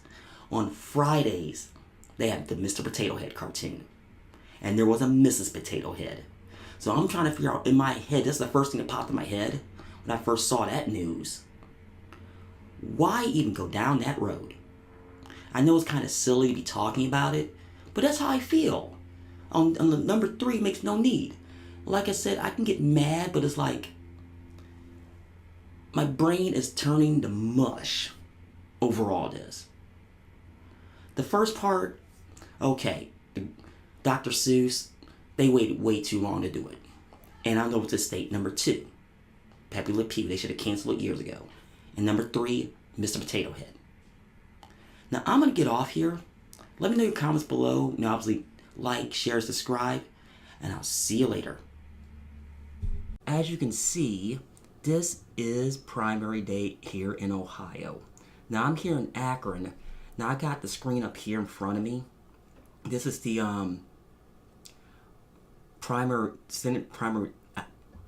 Ohio U.S. Senate Republican primary results. Now, as you can see, as I scroll down, no precincts are reporting as of this time. And that's okay, because we need to get some type of results here. Yes, I know it's lunchtime. Probably not going to have nothing till later on in the day. I know that already. Now, in in full disclosure, I voted for Matt Dolan, and there was a reason for this. Now, Timken, Peluca, I really didn't know. There was no way I was voting for Josh Mandel. And, let's see here. And the other guy, I think his name all of a sudden. And I'm drawing a blank all of a sudden. I don't know why. Oh, J.D. Vance, I'm sorry. It's one of those ones to where the jury's still on me with him. So, it was just one of those. Now, if you look here, nothing's really reporting. Now, here's a reason why I bring this up. I'll take a little bit of drink of my Sunny Delight here. It's one of those ones to where, hey, what can you do? It's going on right now. So now with that being said, who knows what's going to be. But that's not the race I really wanted to talk about today. Today there's a lot going on that I'm going to talk about. Now we're going to switch out here for a moment, and I'll show you what I'm talking about. Yeah, I'm going to talk about the race in the House in the 11th District. Now, there's a reason why I'm bringing this up. A huge reason why I'm bringing this up. Now, I live... Give me one moment here, folks. Let me see here. There we go. Now, here's the thing. I live in this district. And I'm going to read a little bit of this article. It says, the last time Nina Turner, challenged Shontel Brown, she carried support from top officials, groups, and even entertainers on the political left, including Congressional Progressive Caucus. Now, the reason I'm bringing this up is this. AOC decided to endorse her yesterday. Now, my question is, since I live in this district, for you on the left, how far left do you really want to go with this? It's an honest, legitimate question, because I'm not totally sure myself. Now, here's the thing with Turner. Everybody on the farther left is some type of media darling. And she lost last election. The people here in this district on that side already made their decision. Now, yes, I know they poured a ton of money into this particular race. And I'm still trying to figure out why. Because let's get real. The policy she wants to put in, nobody in the district wants. Like, I watched a video or something a couple days ago about the whole abolish student loans. Let me tell you something. In this district, as far as what they want around here, that is so far down the list that nobody cares. That is a promise. Nobody cares in this district about that. Now, it remains to be seen what's going to happen here later on today. Now, if I knew the answer to the question, I would tell you. I should have made, as I'm just rambling and musing right now. So it's going to be very interesting to see how many people's going to cry tonight if she loses. And that's going to be the funny part. And I hope that, I have an itchy nose day, folks. I apologize. And it's going to be really funny to see if she loses, what happens. And I'm going to switch gears here a little bit. Switch gears here and show you, and I'm not going to do it just yet. As you know, cancel. I'm not going to do it just yet as this goes away, and I apologize for OBS being totally potty right now. A lot of that's my fault. Take up 100% responsibility of that. So, there's something else I did want to talk about today. And I'm going to say this as I'm going to go back to my video here, and I'm going to enlarge myself and talk about this. Now, I know it's a little wonky. I apologize. So, it's just on the fly on what I'm doing here. Now, I wanted to talk about what's been going on. I'm gonna look over my monitor, stage left to you. And it's talking about the whole, the whole thing about the leak about Roe versus Wade. Now, that's been a big topic today. Now, my first question is, why would you leak this on a day like today? And actually, I have a theory on this. I honestly think that they wanted other news than the primaries. Now, granted, it was a leak, and Chief Justice Roberts has already said he's going to get to the bottom of this. Now, that remains to be seen, in all honesty. So that's always going to be an issue. We'll find out later on today. Now, with that being said, and I'm going to say this is going to make a lot of people mad. When it comes to abortion, now I'm totally against it. However, the Supreme Court ruled on it. It's law of the land. Move on. That's always been my response to that. However, with that being said, why would they put this out now? And I'll tell you exactly what it is. It is one very simple thing. Lead time. And let me explain. Putting it out this early is trying to make it an issue this fall, and those elections in November. Now, why would they want to? My question is, why would you want to die on that hill? That's an honest, legitimate question I do have. Why even die on this hill? It makes absolutely zero sense whatsoever. Now, let's assume that Roe gets struck down. And this is everyone on the left's biggest fear. Here's what's going to happen. It kicks it back down to the states. Now, I don't know what states are going to do because it varies from state to state. That's their biggest fear. And the fear-mongering's already started. Go on any website that caters to the left. You can go on any forum. It's out there. Do your due diligence and read. Now, somebody like here in Ohio, I think just follow federal law. That's just me. And I apologize for the green flickering. I don't know what's going on with my webcam today. I just can't understand. This is going to blow up in their faces. And the reason why I say this is because they're going after votes. They're trying to get votes. Get everybody on the left riled up in the frizzy just to go out and vote. Because they know they're about to get boat raced, and boat raced bad. And I mean real bad coming up this November. So this is not the hill to die on. As a matter of fact, the other hill they're trying to die on is the whole cancel student debt. Now here's the thing, folks. I paid off my student debt 10 years early. So I did everything I had to do. Now granted, I understand some people can't pay it back. Now there's hardships out there. I know people have done it. Now if you want to eliminate the interest, okay, I'm good with that. But that's not giving anybody any financial responsibility, especially for the people who got a degree that is totally useless. Sorry, I can't help you. There's just a lot of stuff going on today. Now, I'm just a small time. I just want to get out there, just random musings on what's going on, how it's going on. But let me know in the comments below. What do you think, like far as election today, like here in Ohio, how it's going to play out? You know, Roe versus Wade. We got student loan canceling. You know, is the Supreme Court going to find out who dropped this leak? There's a lot of stuff going on. Now, you know what to do. Like, share, subscribe. All those good things. And this is Lance, mine a black moderate conservative.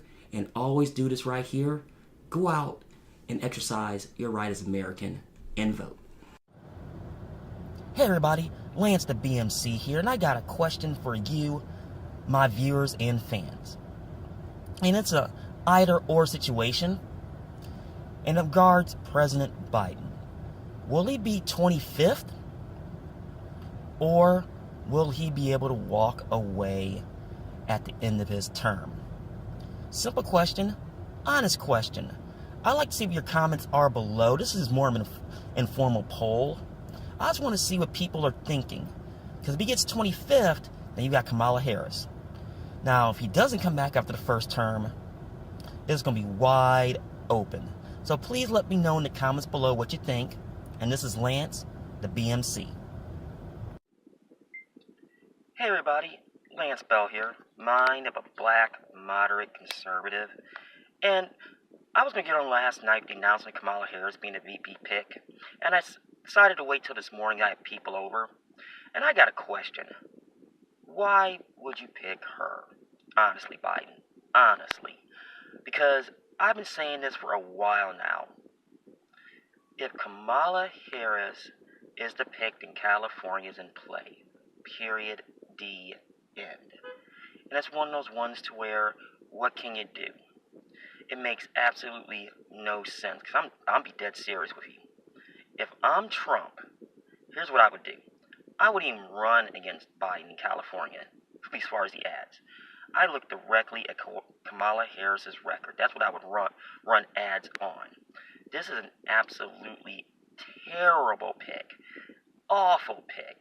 Of course, when he said he's doing a woman of color, referring to Biden, I knew this wasn't going to end well, and not end well at all. Then this election is going to be so strange.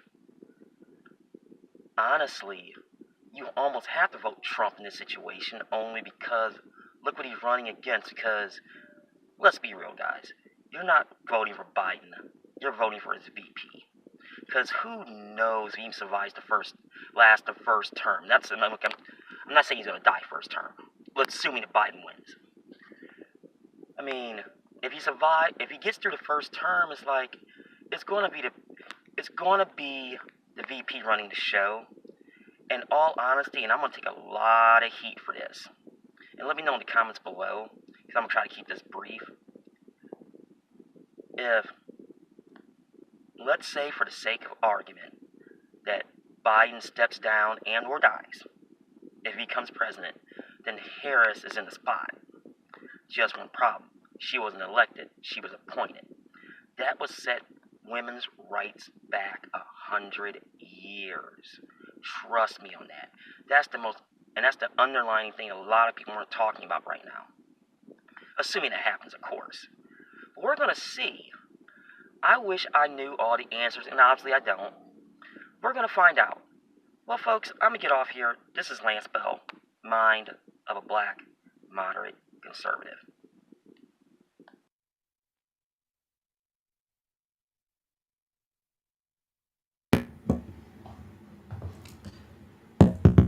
Why do I have no camera? Hold on. And scream.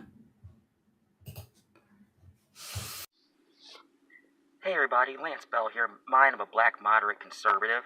I just wanted to jump on here real quick, let you know I haven't done a video in a while. A lot of it has to do with work, which everybody understands. I've just been busy.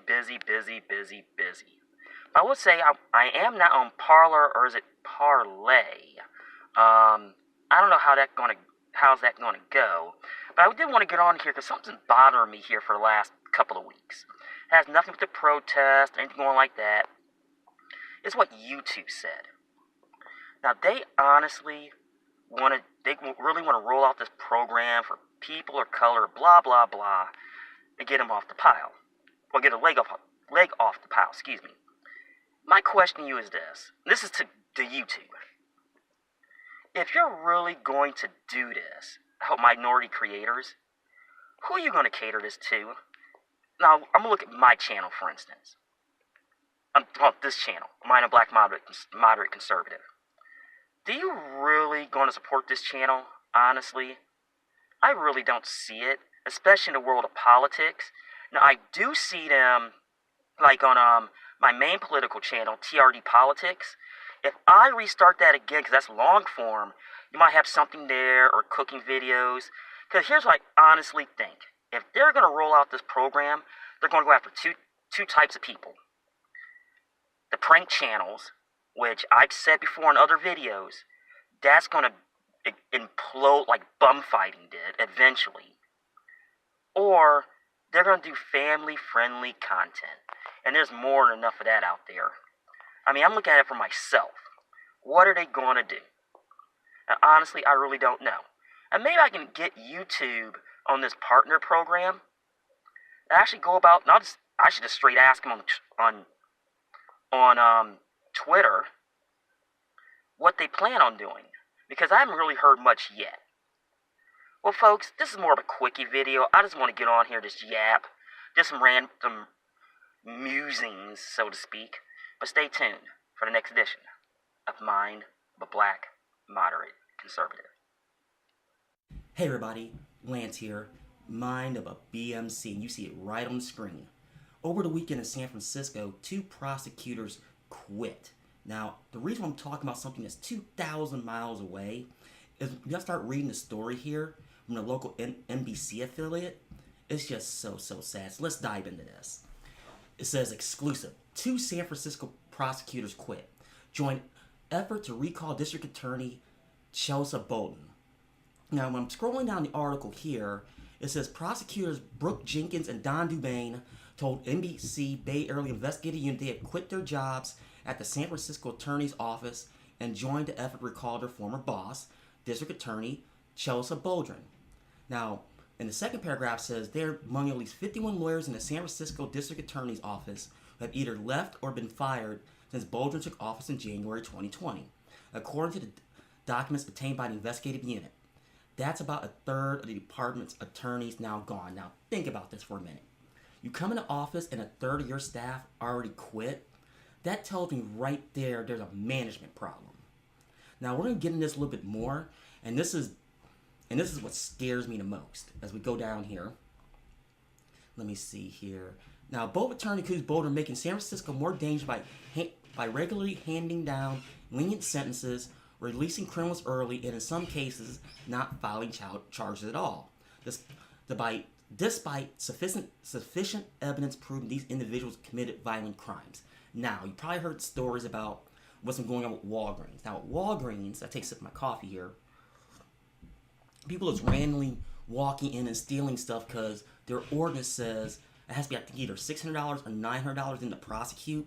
And there's that famous video online, a guy rides in on a bike and does a smash and grab. This is not isolated. This is exactly what this article is talking about. Now, with that being said, now in one case, now Jenkins and DeBane point to specific cases. In one case, a man charged with robbery who had 8 prior felony convictions were released early by the district attorney. He was then arrested 4 more times for other crimes, but the district attorney's office never charged him. Then 9 months later, he was set free. He hit and killed 2 women driving a stolen car drunk. Now, let me ask the question. Why was this person back out in the street? Honestly, why was this person with all those convictions back out on the street? Now, I get it, it's San Francisco, you do things a little bit different out there, but I'm reading articles, like a little bit off topic here, that people are hiring private security down in the Marina District because they don't feel safe. And for stuff like this. I mean, this guy should have never been back on the street, and I point directly to the DA there. Now, the fact that killers may go free doesn't sit very well with me, said Jenkins, who spent 7 years prosecuting cases in the district attorney's office, most recently serving in the department's homicide unit, taking on the city's most violent criminals. Now, in another case, prosecutor Don DeBane said Bolden ordered him to request a more lenient sentence for a man who was convicted of shooting his girlfriend in the stomach. The request, DeBane argues, would have been a violation of state statute, which a government criminal sentence. As a result, DeBane said he withdrew from the case. What are they doing? You're putting violent criminals back on the street? I mean, that is unheard of. Now get it? Now granted, I get it, it's California. You have the 3 strikes law, blah, blah, blah, blah, blah. But something like that, you shoot your girlfriend in the stomach and you want to give them a lesser sentence? I mean, that's just mind-boggling. That would never fly here in the state of Ohio. Never have, never will. Now he said, I've done 136 jury trials in my career, never withdrew from a case before, he said. I've seen decisions made in his office last year plus since Chelsea took over that shocked my conscience. And I've been a prosecutor for over 30 years. You know, when somebody who's been a prosecutor that long, and the article further down says he got caught in the case himself. Now, we're not going to talk about that. We're talking about this here. She's going to get recalled. Now, my question is this. Do the people of San Francisco have the will to get rid of her, because that's got to be the only place in the country this is going to fly. Now, keep in mind, like, San Francisco got a lot of issues with crime, people defecating themselves on the street. I'm trying to keep it clean here. No, things like that. But ask yourself this question. Do you have the willpower to get rid of her? Now, let me know your thoughts below. Am I right? Am I wrong? You have any better ideas? Please let me know. Once again, my name is Lance Bell. Remember to like, share, subscribe. And this is Lance, Mind of a B.M.C. Hey everybody, Lance here, Mind of a B.M.C. And tomorrow's the day, the California recall election. And let's get real here. I don't know what's going to happen tomorrow. And I wish I honestly did know what happened. Well, excuse me, what would happen. Now, do I want Larry Elder to win? Yes, I do. But I'm also 2,000 miles away. Now, when I look at this whole situation, I start asking myself, what is the left doing to prevent him from winning? Well, let's talk about something that nobody is talking about right now. And that is the guy got nailed in his car with all those ballots in it. Now, I hate to sound like a conspiracy theorist, but let's get real. Why isn't the Justice Department or even the Federal Election Commission even looking into that? I've heard absolutely nothing in regards to that. And I gotta ask myself, why? Why have they not looked into that? Now, if it comes out to like he was harvesting ballots, they changed the name of Newsom, it throws the whole thing into question. And that's why I have big time issues with that. Now, with that being said, number two is the media. Now, there's enough videos out there that said that that the Los Angeles Times is trying to paint Mr. Elder as a gateway to white supremacy. Now, let's get something straight right now. That is nowhere close. And I mean nowhere close to being true. And everybody knows it. But the plebs out there, they want to hear what they want to hear and not hear the truth. And that's no close to being true. And they know that. So let's get real. Now, what my biggest fear is what the media is doing right now. Let me explain what's going on with that. They know that people don't do research. And they said that Newsom opened this monstrous lead. Now, I'll be the first person to admit, since I don't really follow California politics, how big that lead is. But let's get real. They're trying to get him reelected at all cost.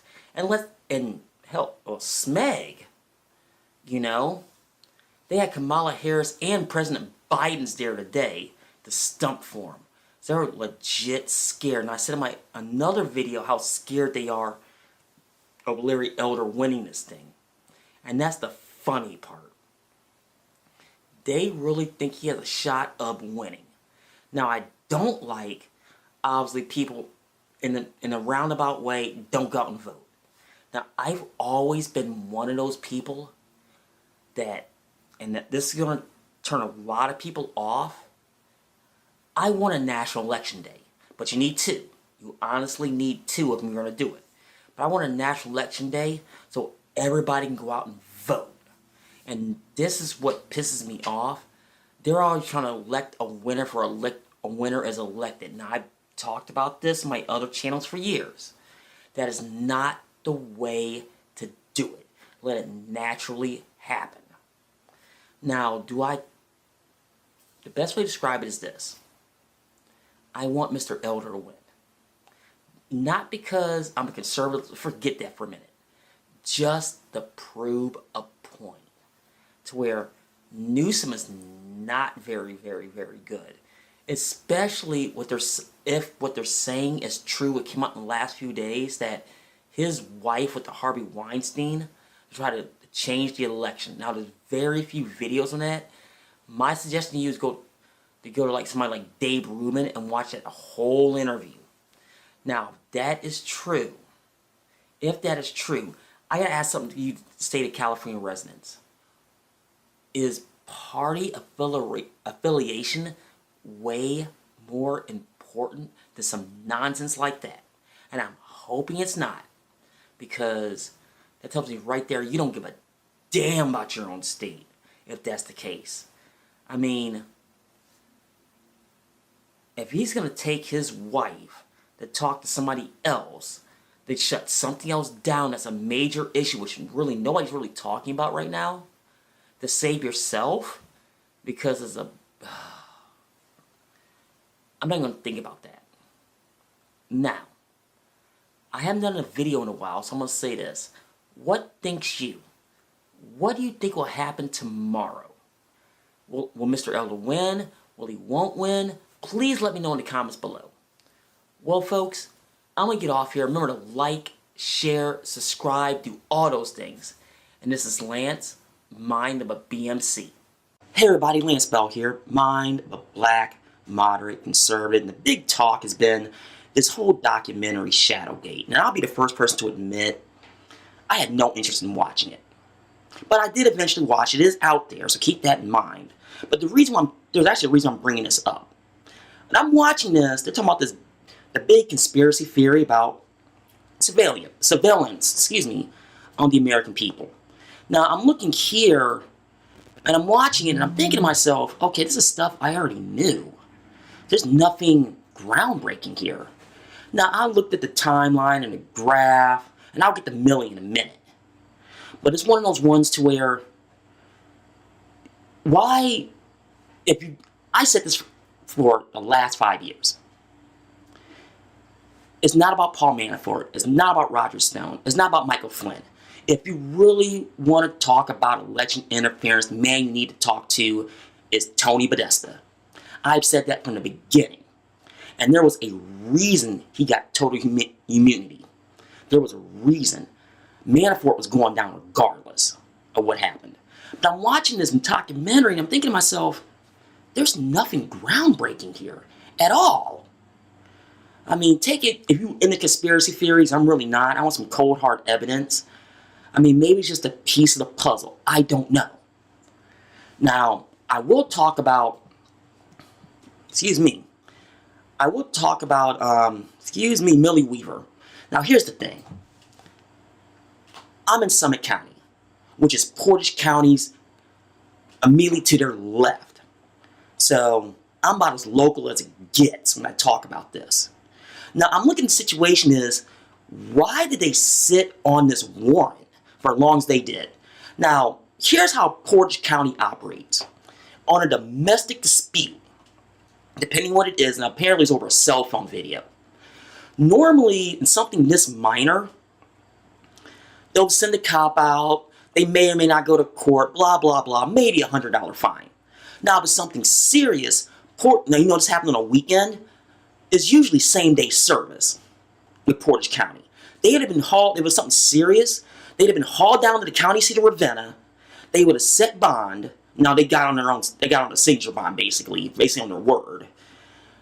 It had been same-day service. My question is, and I'm not going to say this is a coincidence because I'm not sure. But why, number one, why did they sit on it? Number two, why did they wait till this thing released? And number three, why is this made so public, even though it's public record? Because Portage County is pretty open about stuff like this.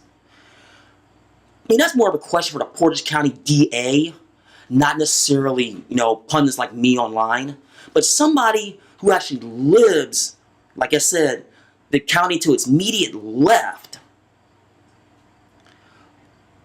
I don't know if this is a conspiracy, they're trying to silence her, I don't know, because I don't even watch InfoWars. But since everybody's talking about it, I figured I'd get on here and talk about it a little bit. I mean, please let me know in the comments below. I mean, this is more of a quickie video. I just want to get out there this morning, get my thoughts on it. Once again, this is Lance Bell, Mind of a Black, Moderate, Conservative. Hey everybody, Lance Bell here, Mind of a Black, Moderate, Conservative. I'm going to talk about something a little bit different today, outside of politics, sort of. What I plan on talking about today is about the whole virus business, but it's about the business of the virus. Now, understand something. I am not talking about people making money off of it. That's not the intent of this video. What I am going to talk about today is something that needs to be talked about. Now, as everybody knows, last night that United States Congress passed that second bill for small businesses. Now, understand something from my position. I have a small business, but since my business went into effect August the 1st, I'm ineligible for it. I get to sit back and look and see what's going on. Now, first things first. I honestly think that the Small Business Association grossly underestimated the amount they need. Because after all, small businesses are the backbone of this country, always have been, always will be. When you talk about commerce. Now, with that being said, they dilly-dallied around. Team Blue want to add a bunch of rioters and all this other nonsense, and I'm glad it passed. Now, the one issue I do have with some of these bigger companies that wanted the money. And I know that Burger Place gave the money back, but I think that was intentional for PR. But that's a different story for a different day. Ruth Chris, the steakhouse. Now, folks, I love myself a good steak, but you go there for the ambiance. You don't go there for the steak. I don't think they should have got the money. And I don't know, as of this video, they actually returned it. Now, with that being said, back to the business of the virus, I'm not totally sure if this is going to be enough money. I really, really don't. So I see a lot of small businesses not surviving this if this stays over any extended period of time. I really, really don't in this situation. And it's kind of sad because I want people to survive in some way, shape, or form, at least as far as businesses. Now, the other thing I'm going to talk about today is the second stimulus package. Now, I'm going to say this. Ro Khanna out of California and Tim Ryan of Ohio put this bill out there for the extra $2,000. Now, I'm going to talk about this intelligently, especially I'm technically in Tim Ryan's district.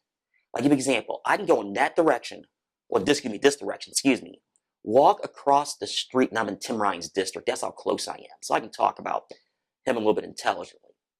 For a little bit, I can. I understand what they want to do. They want to help all of us out with more stimulus money. Now, in full disclosure, I was against it at first.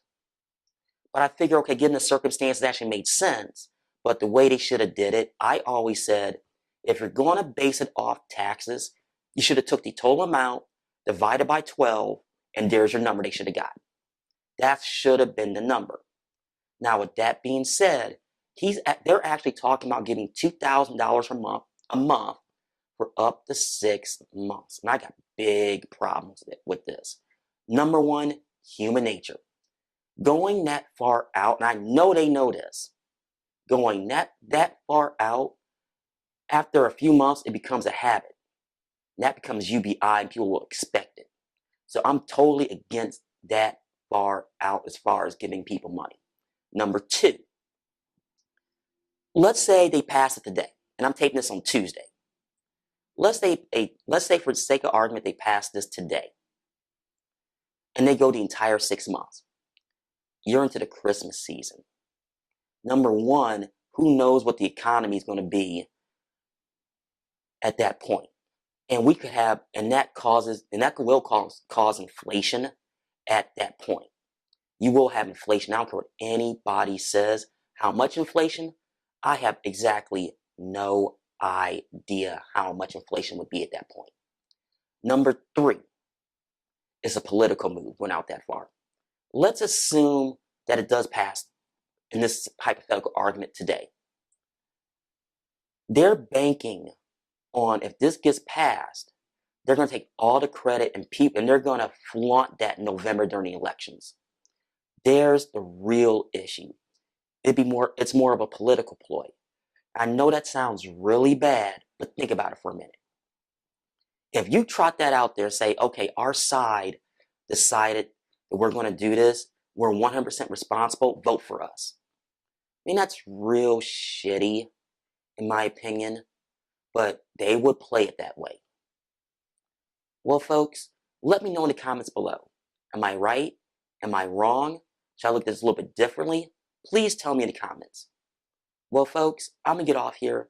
My name's Lance Bell, mind of a black, moderate conservative. Hey everybody, it's Lance Bell, the B.M.C. And you see it right on the screen. It says, this is the big one. Steven Crowder sues YouTube for banning views of half the country. Now, ladies and gentlemen, I needed an off day to talk about this. And there's a reason for this. Only because he's been getting harassed for the last forever. And let's talk about this for a moment. You can go all the way back to the ad populist and how he was totally harassed. Now, let's get something totally real right now.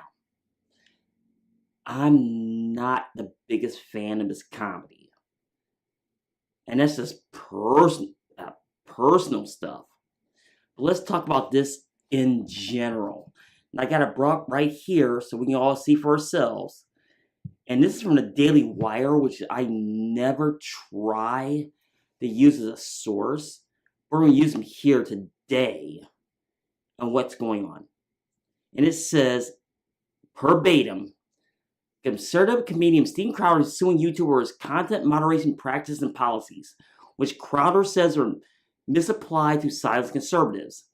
Crowder announced the lawsuit on his show, Louder Crowder, on Monday. Crowder and his attorney, Bill Richardson, said at the start of the year, YouTube again demonetized